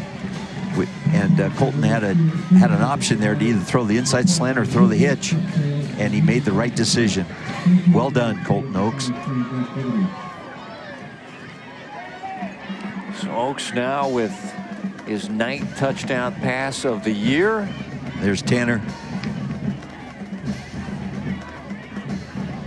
Tanner's a nice receiver in their spread offense. You know, he comes in and he probably plays a multiple number of positions offensively. Nice job by the senior. Maybe an onside kick? No, they squib it. It's going to be fielded by an up man, but he's already on the ground. It's Nolan Ford, but Hitchcock with 2 touchdowns now on the season. The wideout that's known more for his wrestling. They say he's nationally ranked wrestler at 125 is his weight class. God, you're just you're like an encyclopedia. Oh yeah, I'm just digging through the Bonner Springs media guide for those little tidbits there. No, Coach Morrell said he's a really good wrestler, but he's turning into a good wide receiver, and he made a nice catch for the touchdown as we get another quarterback in the ball game. New players in the ball game. That's Nolan Ford running the football. The new quarterback for the Bobcats, Dylan Mussett, and he's one of their 2 sophomores, Kevin, and Coach Stahlbaumer, you know, he was mentioning that maybe one of the 2 sophomores, if they could keep J.C. Watson, you know, on the perimeter as a receiver, if one of the 2 sophomores could come on and be able to fill the position next year for Phillips, but we'll see. That's going to wind out the ball game, our final play. And Coach Stahlbaumer's team goes on the road and bumps their record to 5-0. And they're now undefeated in the Kaw Valley League. They're 3-0 as they're next at Lansing for their next ball game. Bonner Springs drops to 2-3. They are 2-2 in the league. And Bonner Springs, they are a 5A team. And they will take on Paola on the road. Your final is 45-16. And we're back with the Hy-Vee post-game wrap-up show after this timeout on the Time Warner Cable Sports Channel.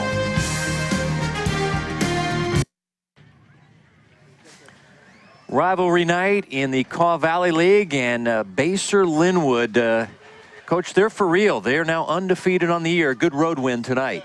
They are for real. A very impressive victory, and they played very well in all 3 phases.